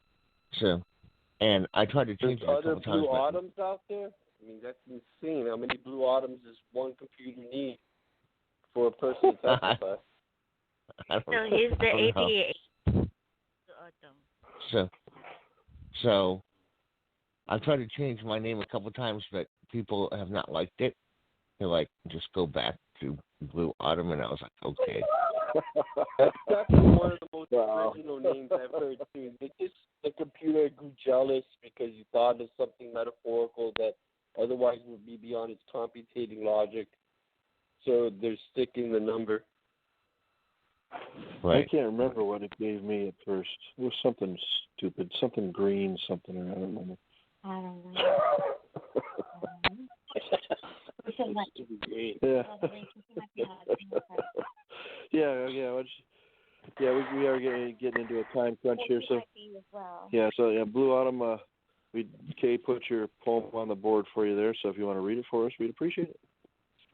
I actually can't see it because I'm actually calling on the phone, so I don't have a computer in front of me. So and plus I wasn't prepared to call in because I actually just woke up like 5 minutes ago, literally, and I didn't sleep last night. And then I meant to be awake at 7, okay, but I crashed after I got home today from just when I went out, and had fun with a few people, early this afternoon. So I literally just woke up. So if somebody can read that, I mean, even Stephen, you can read it if you want to. That'd be great. Late night, Sure. Poet, sleep. Sure, I'll read it for you. All right, so this is called Lost. This is called Lost on Fallen Lips by Blue Autumn 88. Holiday December romance melts on her hearth-frosted lips. Dewdrops beg for yesterday's storied autumn leaf. Crisp acorn ladder nights step upon step as I carried you over the threshold of stars. Twinkle, twinkle, your lipstick kisses, sending Saturn rockets, hoping for a New Year's Valentine's Day Mars. She sang Old Lang Syne on the sky deck as the ball came down. Another decade dusted and a new century filled with emotional cobwebs. January, a folded page ripped out of Sears and Roebuck catalog, looking for her New York-style breakfast at Tiffany's smile. Her Irish eyes floating up the Mississippi with brows arched, singing Old St. Louis, she smelled of honeysuckle and jasmine. Sweet Georgia nights, where has your barefoot shoe fly, don't bother me girl gone. May your gardenia fragrances saturate on butterflies' coattails. Cherry blossom snowflakes redeem our hourglass through San Capistrano trails. Where are you? Lost a needle in the haystack bales, lost wings upon model rails.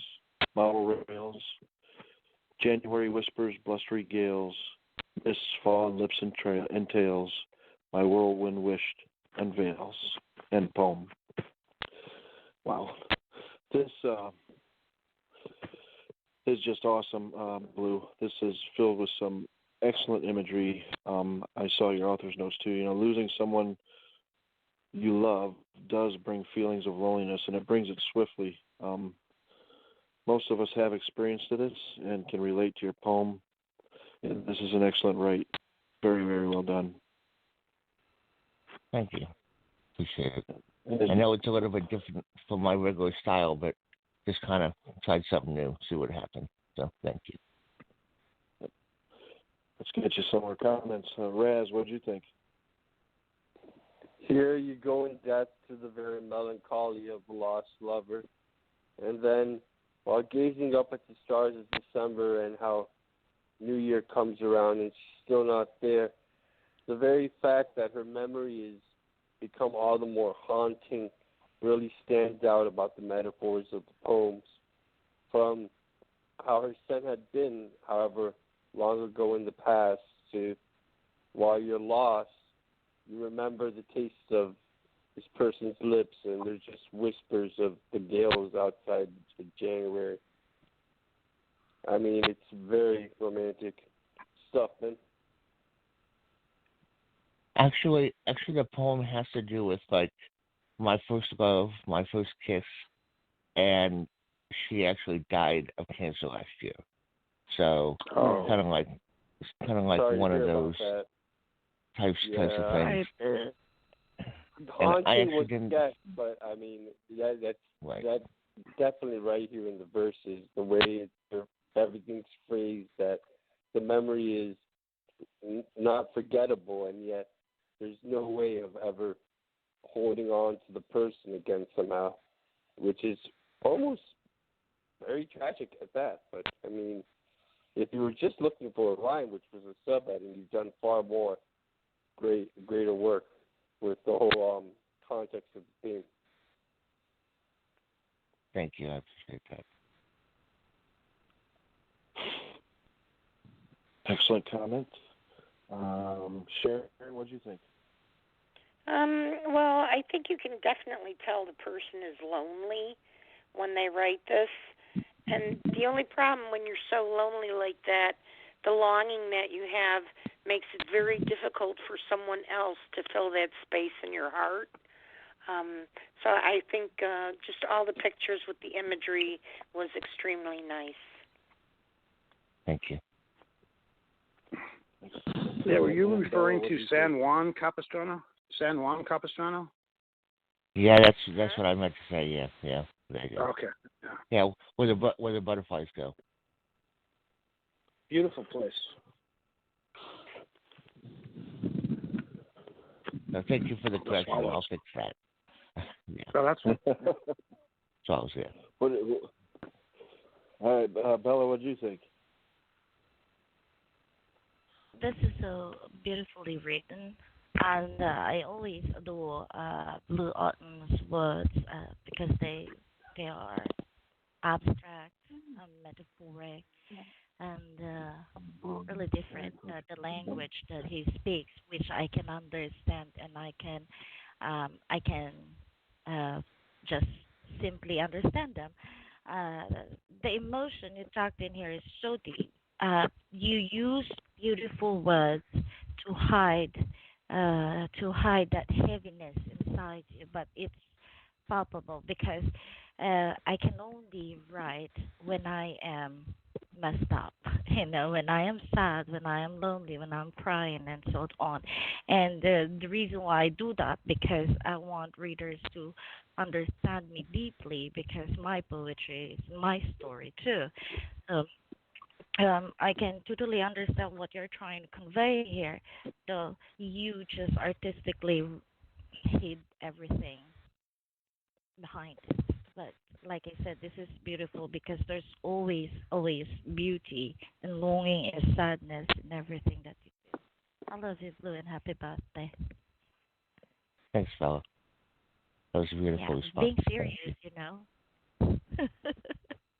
Thank you. What did you think, hon? Well, I have to go with what Sharon said. I think your freestyle is beautiful.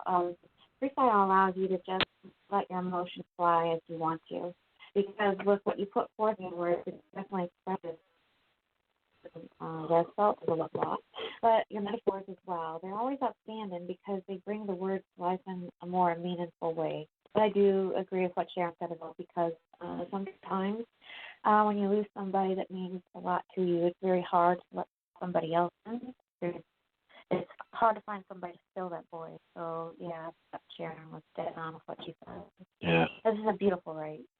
And happy birthday. Yes. Thank you all. Happy birthday. I want to just add something really quick though, because I didn't even notice because the way it flowed, I didn't even notice it was freestyle, and especially since when you got and when you ended with rails and then the last three lines all rhymed for some reason, I just assume it rhymed all the way through. So when you're able to do that and make it flow so well, even in freestyle, that's just awesome. Yeah, it looks like a letter, if you can see. It looks like the structure is like a letter structure. Yeah. You have the body of the letter and the Lost and Fallen Lips, which is the title, is the opening of the letter, and then the body of the letter and the last three structure here could be the ending of the letter. Beautiful. Thank you. It's also in a Yeah, different my format mind is too just because messed I actually center align all my poetry. If you look at all my other poems, they're all middle aligned. Okay? I hardly ever left a line, not that much. I did that when I first started, but I didn't like it. Okay? So this one I did change a few things in the format just to see. But thank you for recognizing. Yeah, very, very beautifully. Yeah, I tend to middle align my rhymes and I left align my freestyle. That's how I usually tend to do it. I don't know why. I just scatter my words everywhere.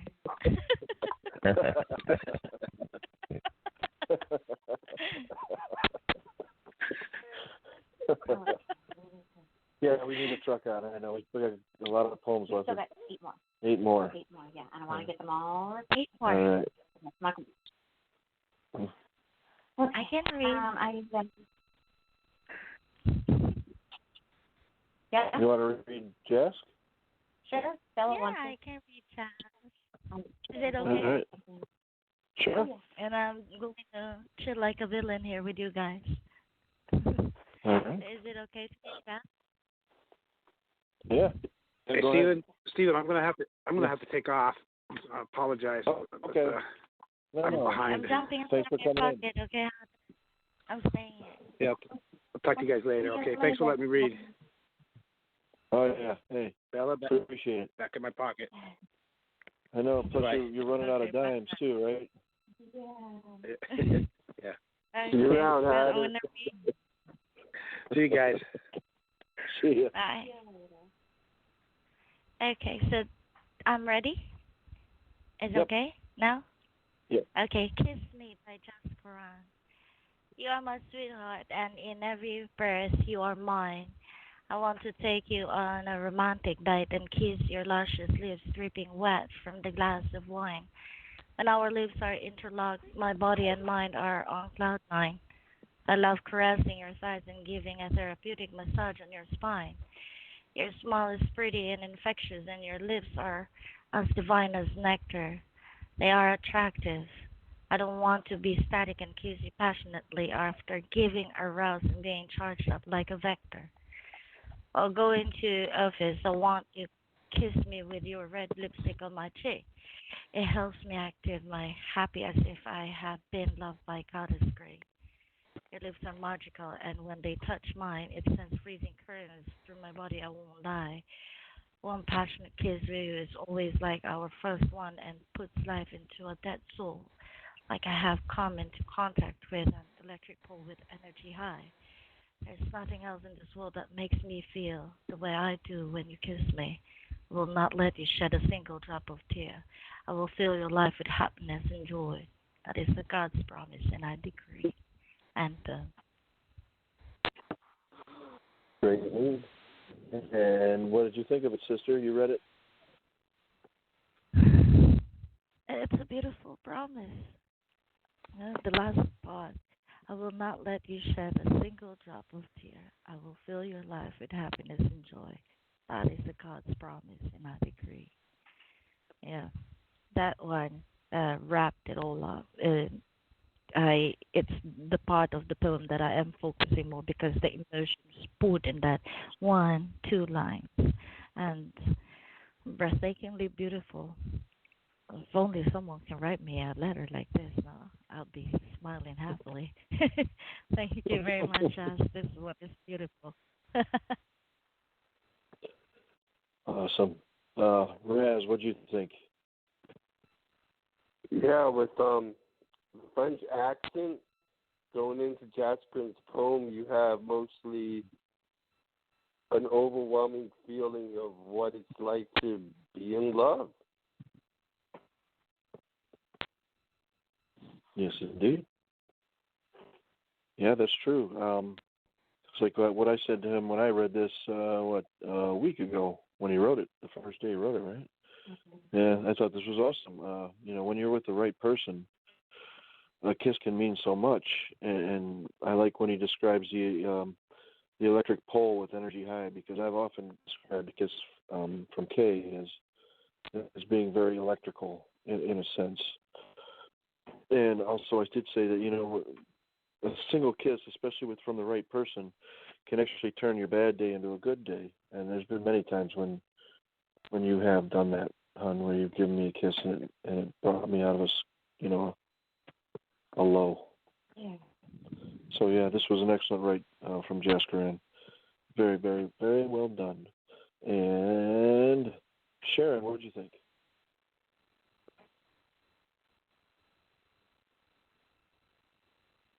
Sharon? Are you muted? Maybe ask Blue. All right. Blue, what do you think? Just as you said, it just goes in and it goes in and shows up, just the fine threading about, what a kiss is and, and what it can do for you. And it does it very eloquently. I thought it was, very inspiring, and well written.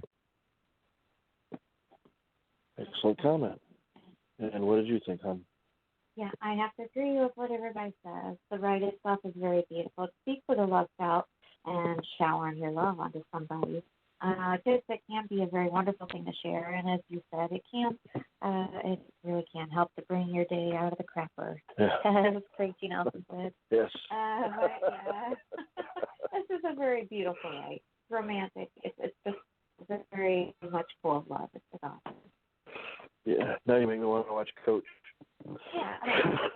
We're gonna move forward. I'm gonna have you read this. Okay. As long as you know how to read Zappa. Like Zappa. I'm going to try to read Zappa like Zappa. Yes, sir. All right, let me clear my throat. All right, I'm going to try to read Zappa like Zappa. This is from The First Kiss. Hot and sweet. Oh, God. So beautifully sweet. Juiced up revolution. What the hell am I doing? I'm not this person. At the moment, it's some fantasy that has all become real. I've wanted you for so long, and now we're as one in this night and under a starry sky. Love and lust become one word forever. And boom. Was awesome. How was that? There you go. 10 years later, still holding on strong. God. What did you think, Raz? Yeah, what you have here is essentially the kind of proposition you want to make upon the person of whom you've been entitled to have that very first kiss. That it will last forever. And even if at the metaphorical concept of time, somehow what they reach out into your soul does not ever change, even if you think forever does not last that long. Yes, indeed. And Sharon, are you back with us? Yeah, I let the dog out, so I didn't hear it. Oh, okay. That's all right. Okay. That's okay. Bella, what did you think?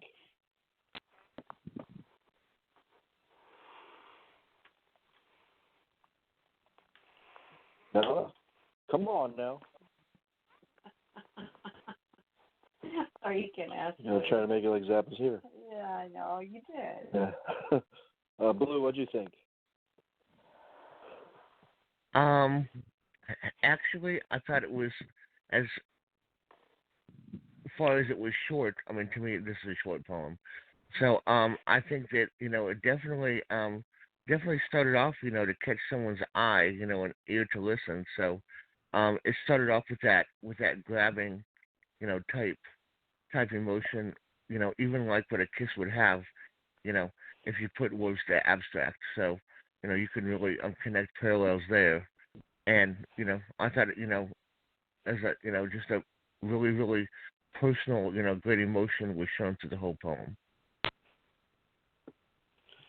Excellent comment, yeah. If you haven't read Zappa, I always call him the king of brevity because he packs a powerful punch with very few words every time, pretty much. He does it very well.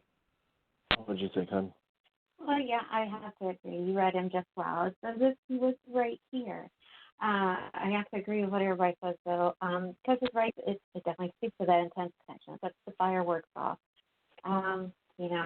He definitely is somebody who puts his heart and soul into the work. He's very passionate, and he definitely did that here with making you feel like you were right there and understanding the emotions that he was feeling at that time. So he's the king of brevity too. There's a lot of brevity writers here that just know how to say it just right and make you feel as if you're right there. Yeah, and I have to say this though, my read was but a reflection of Zappa. But a reflection. Because Zappa, if he were here, his the way he would read it is just so much more powerful. He puts all of his energy into his writing and all of his energy into his reading. So he's just like, yeah. Who are we gonna go with? Either Raz or Sharon. Sharon hasn't read in a while. Did you want to read for somebody else, Sharon? Or are you comfortable with doing that? I don't want to destroy their poem. Let me see here. Which poem are you doing right now? It'd be the Alf Collier. Sorry. Soaring? The one that's Yeah. soaring. Okay, I'll give it a shot. And the little prompt says, when you kiss me without uttering a single word, you speak to my soul. Soaring. Into the stealth of quivered skin murmurs fade, and the volume of your silence glides, astral ecstasy. I am breathless.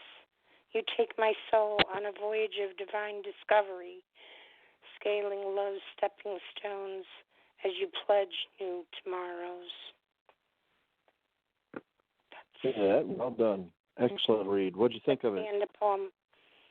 What did I think of it? Yeah. Oh. I thought it was good, but it's hard to read something and then turn around and comment on it. You know, I'm so used to just writing comments down.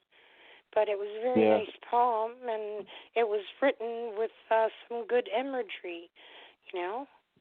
So I liked it. I definitely agree with you. I thought that the imagery in this just made me think of a single loving kiss that touches the soul, and he described it so well in so few words too. Brevities are always usually very impressive to me when they pack a punch like this. And you read it very well, Sharon, very well. Let's see. Raz, what did you think? That at first, the kiss is really personal and deep, and yet when one of the lovers decides maybe they're worth sacrificing themselves because of that kiss, there's a moment of fear and uncertainty of what tomorrow will bring. And all of this is like reading a deck of tarot cards almost. Yet at the same time, in that mysticism, you can see the actual truth and sanity there is to those earlier types of crushes and loves. So that would be my outtake, because when you're pledging about the new tomorrows over the stepping stones, what's really going on is not being certain what tomorrow is going to bring, even left breathless, and after you just sacrificed and offered yourself unto another person through that kiss.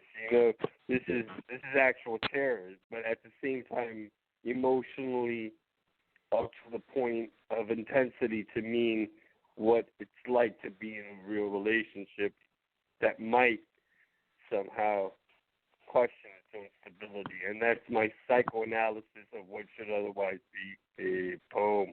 But good work, Collier. Excellent comment. Sister, are you back? Did you want to comment? Yes, I'm back, brother. Finally, sorry about that. I love of I can understand his words. It's always been words. Not ashamed to admit it. I'm a look uh, from the beginning already captured me. In steals of quiver skin, mum fade. The volume of your silence glides out of ecstasy. It's something that you will not tired of over and over again. And when you have this kind of moment, you know, you wanna let go, but there's more to it just love.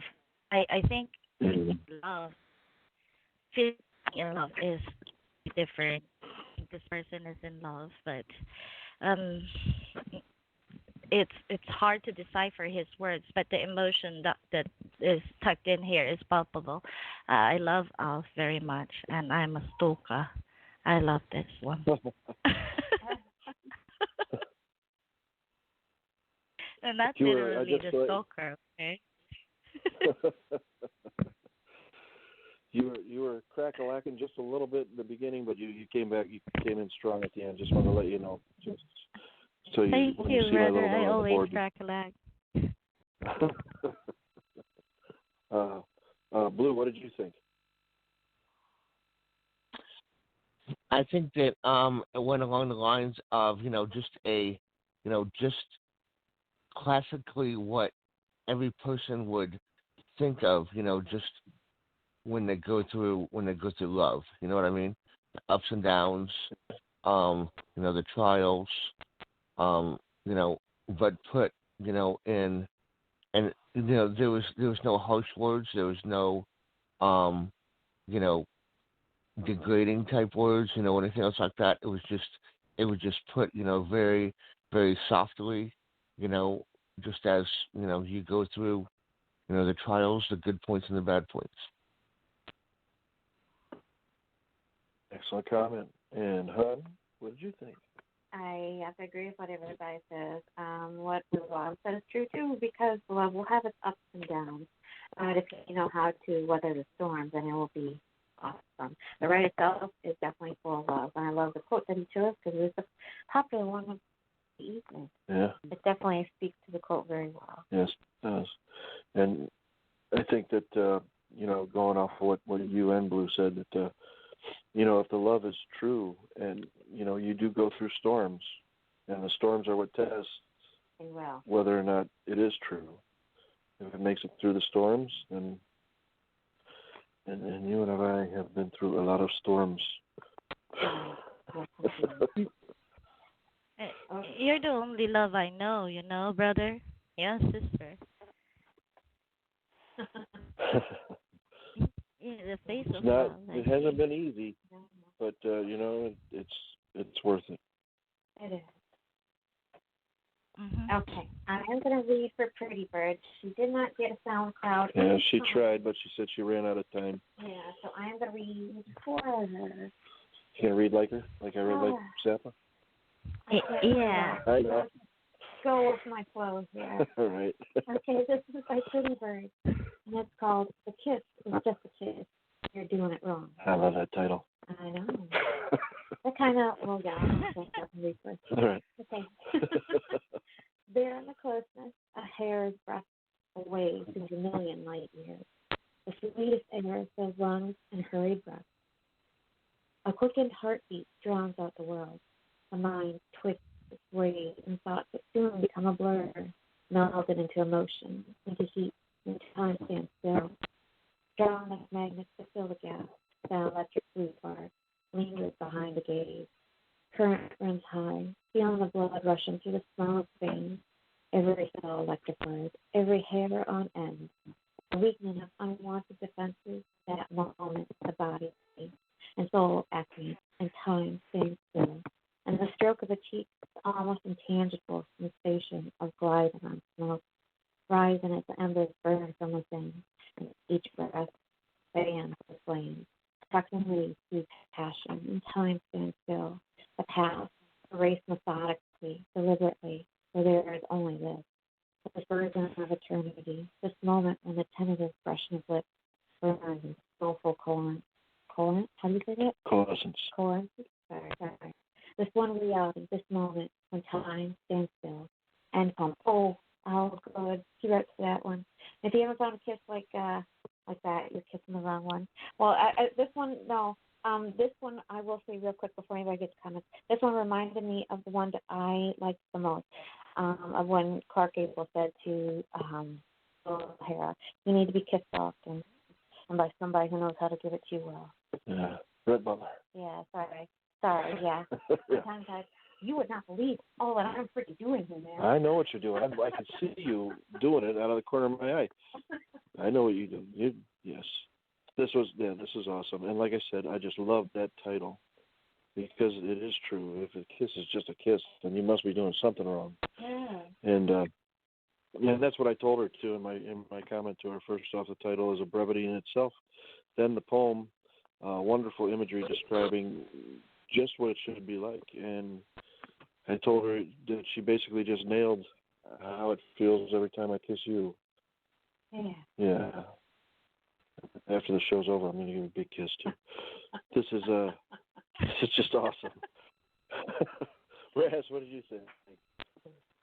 Yeah, what stands out here is how there's an eternal moment shared between the lovers. Why time stands still is a recurrent phrase, the kind of repeating pattern between the heartbeats and even the very kiss that's parted upon their lips. So, and overall, you're talking about creating an eternal sacred bond, but what I don't understand is who is this love of her life that's time really standing still, but that one kiss, really romantic and deep stuff. Good right.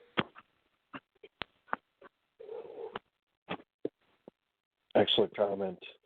Who do we have? Is Sharon still here? Yeah. Yeah. Sharon, would you like to comment? Yeah, I understand what Kay said about the thing with Brent and Scarlett from the movie. Yeah, I think that's this, huh? Oh, yeah, that quote that I was speaking of, it was from Gone with the Wind, the movie. Yeah. Right. And her name's Scarlett. Yeah.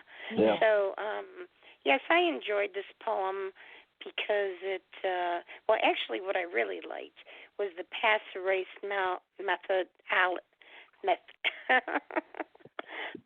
well, you know what I'm trying to say, deliberately, for there is only this, the birthing of eternity. I just thought that was such nice lines right there because it summed up the whole poem as far as I'm concerned. I thought it was very lovely. Excellent comment. Yeah, I agree too. Yeah, I was looking at the stanza that you were talking about too. Yes, it definitely does. It brings the whole thing together, ties it together. The word is methodically. Okay, now I got it right. There you go. Sorry. That's all right. Sister, what did you think? Kind of kiss that can make your world stop and then you just get lost in the middle of it. That's what I can see here in my end. And I wonder what kind of kiss that is because there's a lot of types of kisses. But she, Bird, when she writes, she would pour everything out in there and made you feel her. That's how she writes with her beautiful adjectives or describing words, and she would paint you an image that would linger. And with a sister, you read it beautifully too. Well, not sounding like Bird, but you have your different kind of delivery of words here, which is so captivating as well. But I love that part. 1, 2, 3, the third stanza, because of the and each breath fans the flames. Proximity feeds passion as time stands still. See, that's a nice one, right? So make sure later on, brother, after the show, you do that to Kay. I love you, sister. Awesome. And what did you think, huh? Yeah, I thought this was beautiful, right? I really do. This was written a while ago, and I'm grateful that she did share this with us for tonight. All the lines, they have their own build-up of what that means, that person. I'm kind of speechless here. I know I read it, and I should be able to give a better comment, and I'm working on that. I am.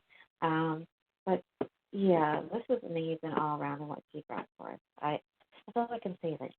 I am going to leave her a comment. I'm in the middle of doing that, but this was a hell of a write. It really was. Agreed. It was a good comment. Okay. We need a reader for. All right. Sister, did you want to read for Sonia? Yeah, sure. Sonia. Oh, this is the first time I'm going to read for her. I hope I don't stumble. The Princess of Pout by Sonia 3902Z. Princess Maria was spoiled.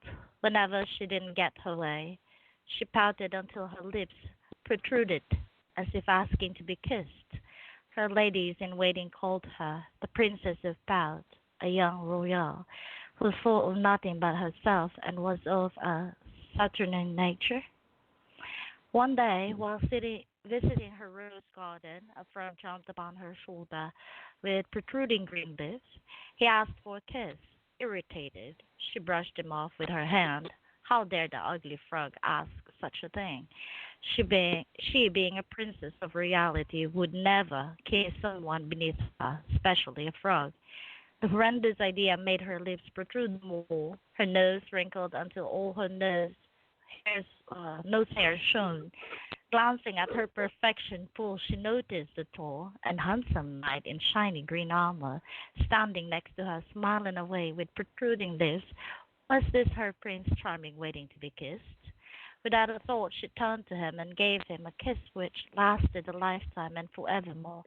As the centuries moved on, the rose garden and reflection pool stayed the same except for a stone statue of a young woman kissing a frog, which she holds in her hand with pouting lips protruding slightly. And boom.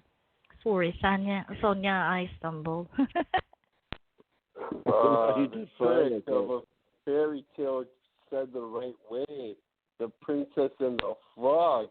Here you have a whole twist that there was medieval types of magic where if you did in fact fall into the sorcery of some kind of devil, you could be actually casted into stone from having any such contact with a frog or a toad. Why the statues there that day and they're held in that position, which is really probably the way the fairy tale originally went, but I don't think Walt Disney would approve of that.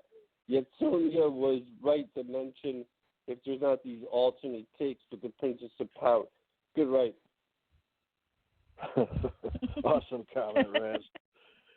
What did you think, sister? Okay, so we went down here, and I was smiling. I got distracted because of the storytelling, and I'm gonna take this one because every night we have a lot of frogs here in Chino Hills, especially in my garden. So I'm gonna pick the big fat one that can pat the lips and then kiss the frog. Maybe the prince would come along. But I love the storytelling. It's so beautiful. It made me smile. It took me to my time when I enjoy storytelling. So this is so cute. I like it. I like it. Yeah, I liked it too. I thought it was a wonderful story, and I thought, a little different twist on it. Kissed the frog and turned to stone. So I told Sonia I had to tell her I hope someone chiseled away her nose hairs so, that's not there for eternity for all to see.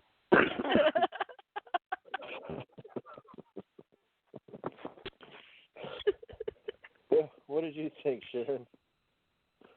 I agree with you completely, and I like that it's like a little story fantasy where she thinks she's going to get somebody wonderful, and boom, it's the frog she didn't want to begin with. So I liked it. It was very entertaining. What did you think, hon?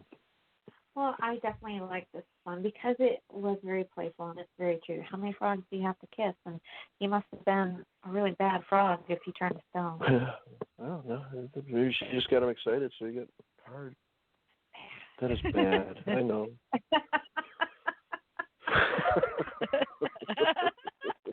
That could be one way to look Come on, brother. I don't want to think about that, brother. Come on now. Did you really say that? Did I say that? I didn't say that. I'll listen later and see if I said that. Yeah. The next one's by Ken Doll, the hardest doll out there on allpoetry.com. Barbie, if you're listening, Ken's waiting for you. Well, I'm wondering if Raz would read for Ken Doll. Yeah? Yeah. Did you want me to? Did you Ken comment Doll? on something? Yeah, I did. Okay. That's when you made your comment. That's when I made my comment. Okay. Yeah, don't you remember? All right, yeah. Raz, would you like to read for Ken Doll? Yeah, I'll read Ken Doll. A kiss. If I could have just one wish, I'd trade my kingdom for a kiss. Money, cars, and wealthiness, I'd trade them all for a kiss. Fame, fortune, and glory would be easy to dismiss if I got to hold you and we kiss.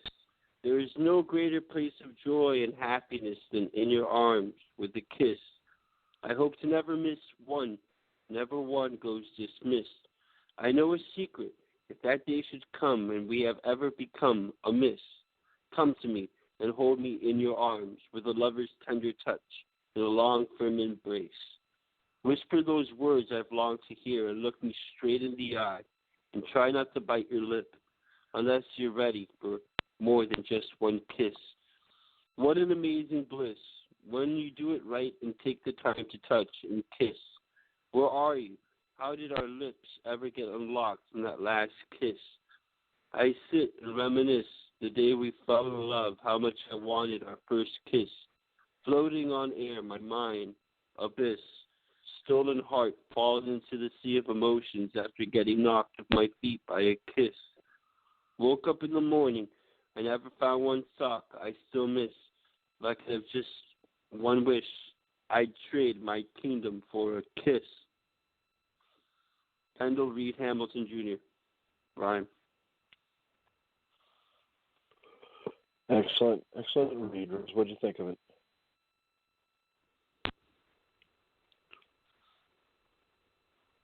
Okay. Are you unmuted? Are you muted? Am I muted? Are you muted? No. Can you hear me? I don't know. I can hear you. You lost? You can hear me? Yeah. Okay. Okay, then maybe it's on Raz's end. Raz, can you hear me? Yeah, I can hear you fine. Okay. Did you want to comment on that poem? You want me to comment? I thought you said K. Yeah, you read it. Yeah. Well, what you have here overall is the longing of trying to return to one's stature, but not so much out of profit gain of what it takes to be a man, to have a woman beside you. And so, in his own way, Ken Doll means that whoever is meant by this poem, they are missed for that sole reason, that half of him is gone, the man.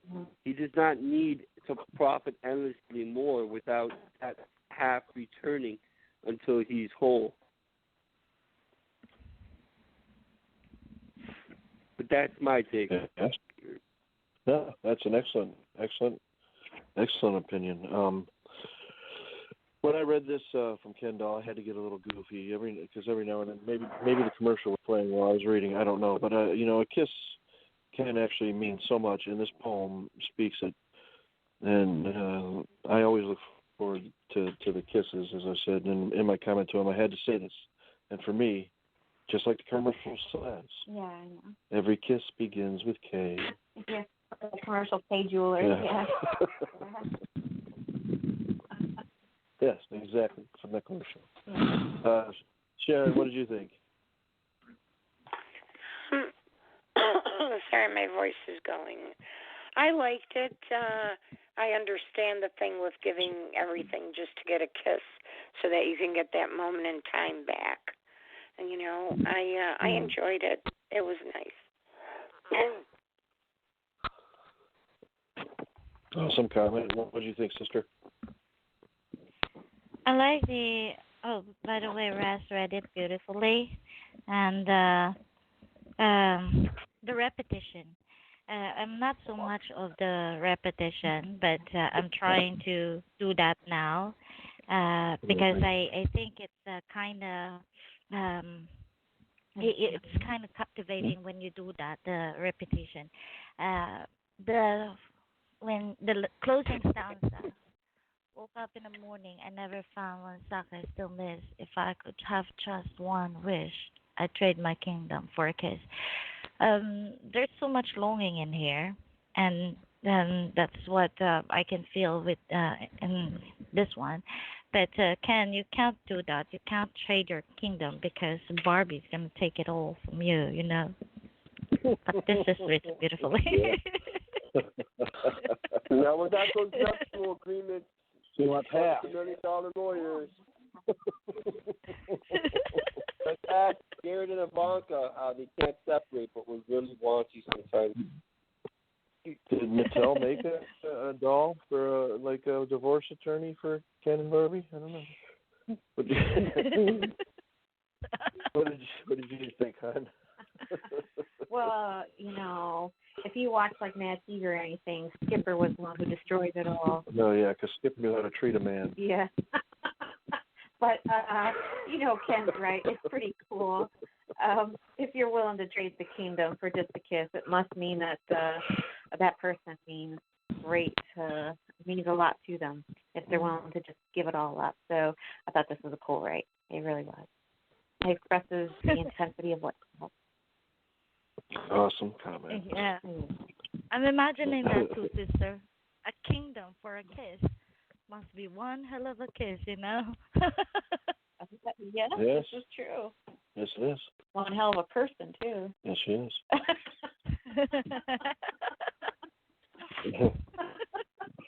All right. So we have Maybe one the poem kiss will remaining. do acrobatic moves, I'm sorry. So we have the one poem left from Indranias, and you want me to read that? Yeah. And it's called Kiss Me, Baby. Did I say that right? Sure. That's scary. Kiss me, baby. Kiss me the way you used to do. Those warm lips inside mine, sucking each other's juice. Those starlit nights, those candle lights, flickering like fireflies, while I unveiled your beauty at your sweet 16. Oh, now I'm sounding like a... Never mind. Yeah. I will be forever yours, waiting for your precocious gifts. You rich and famous lady of mine, I savor each passionate kiss of you, waiting more and more till I collapse in your arms, oh sweet 16, beautiful old lady of mine. End poem. I just had a song come to mind now too. She's just 16 years old. Well, yeah. Oh gosh, really 80s. Benny Mardones. Yeah. I thought this was. Touch Me Baby by the Doors. I don't know. Different song. What did you think of it, Raz? Yeah, this is overall a great performance piece. You have really someone who's being affectionate, and yet at the same time, the analogies of how there's a switch 16s and the thought of an old lady kind of means that the person who's being asked for that kiss, they've been around for quite some time. I can see why one of the titles here is also on friendship, not just love, by Indiana. Yeah, I agree. I thought that this was a wonderful imagery about a very passionate kiss. Yeah, yes, very well done. An excellent comment. Sharon, what did you think? I really don't have anything to add to it, honestly. I agree with what he had to say. All right. Well then, hon, you get the privilege of the final comment of the night. Yeah, I thought this was, it definitely expressed the meaning of that kiss. Because I think the prompt she chose was appreciate the moment of the first kiss. And it definitely is a very passionate, right, full of love through every word expressed. And, her right as well as soulmate tonight have expressed the power of that kiss and what it holds for that person and what it will make them do and how it makes them feel in ways that are just untouchable because nobody else can bring forth those emotions like that one special person. Yeah. It's a very wonderful right. All right. And while I am saying my acknowledgments, can you look for an email just to make sure? Because I do have one left, but I'm not sure if I'm going to be able to get to read it because that thinker has not messaged to say if it was okay, so I cannot read it. But I will drop it on the board for you guys to show some love on because he's an excellent writer. He's a cool friend. Yeah. He just probably overlooked the fact that he needed to give the okay. So I'm trying to... I'm checking right now. So I will say in my acknowledgments, tonight was more than I anticipated, actually, because we had 23 rights dropped for tonight, and we got them all reciprocated. So I just want to say to everybody who did participate tonight, a huge thank you because I did not expect this to take off like it did. I want to say thank you to Heavenly Angel, Joseph Moon, and Jess Grant, who were on the board earlier, and we read poems from all of those who were on the board. And then for the callers, Rome, Raz, Sharon, Deb, Sky, Bella, Hatter, and Blue Autumn 88. We also had poems read from all of you guys. And then for the people who could not call in but did participate, Oak Solstice 84, Phil the Poet, Glow Lizzie, Lost Soul 88, Charlie's Waiting, Alf Collier, Zeppa, Pretty Bird, Sonia 39023, Kendall, Adronis, and the other one I cannot drop down because there's no thank you, so I will drop it on the board. But I will still say thank you to Poeta and apologize that I could not read your right, Poeta. I'll message him too. We are going to drop it on the board for people to show some love. So I just want to say thank you to everybody because this show's topic tonight surprised me with how it spoke to everybody. So thank you, everybody. Yes, thank you indeed. And yeah, everybody make sure you give this a read because I read it earlier and it's a damn good write from Poeta de Cabra. Yeah, just drop it in the group. And I will make announcements of upcoming shows. And then we will close out. And then we'll close out. So Tuesday is our next show at 10:30 p.m. Eastern, Mortuary of Shadows, and we are focusing on quotes from what is, in my opinion, the best vampire movie ever, The Lost Boys. Mm-hmm. So check that one out on the topic board. Followed by on Wednesday, that time of the starting time on that is right now up in the air because of my work schedule. But it is going to go on Wednesday. It is going to happen on Wednesday, just not sure the time yet. That is the Poetic Inklings, and this week we're focusing on quotes from Emily Dickinson. A lot of very, very deep quotes. The contest for that is filled up fast. Actually, the fastest I've ever seen one fill in a while. I think there's still 2 slots open for that though, if you want to check that out. Mm-hmm. Thursday is the Movement of Sound, and this week we wanted to go a little deep and went with the Doors. Break so up there's like 3 songs. The other side. Yeah. There's 3 songs in the topic board to give a listen to, but you can also write whatever your favorite Doors song is, or which one speaks to you the most. And that one will go off on time at 7 p.m. Right? Yes, because my work schedule allows that. And then on Saturday is once again Sky's show, the storyboarders with S. Darkholm, and she's staying with another, what she call it, something with the Knights. Yeah, Shades of Night. Shades of Night. So there's 3 new heroes that she introduced and plus kept Nightcrawler. Yeah. Because nobody wrote to Nightcrawler, and Nightcrawler's her favorite, so she wants so badly for somebody to write to Nightcrawler. So I will probably write to Nightcrawler just to make her happy. Because the one Nightshade speaks me, so I'm sorry. But she has a contest going for that as well, so check that out. Actually, the 3 of us, we've been talking, so she has some pretty cool ideas coming forth in the weeks to come. So hell yeah. Hell yeah. Should I give a tease? No, I won't. No, it's not. It's her show. It's her not show. our place. I did have a shout out for someone out there. Could I just say something briefly? Rachel Fisher, I did mean I love you forever, but I mean I'm probably gonna be dead before then. Either ways, I promise. Proceed. All right. Excellent. All right. So that wraps everything up. So we're going to head on out. Everybody have a good night. Thanks for calling in. Thanks for writing. Thanks for hanging. It was a good time. Yeah. Especially thank you, Sharon, for calling in. We appreciate you. Yeah. Being our thank newest you for caller. having me. Yep.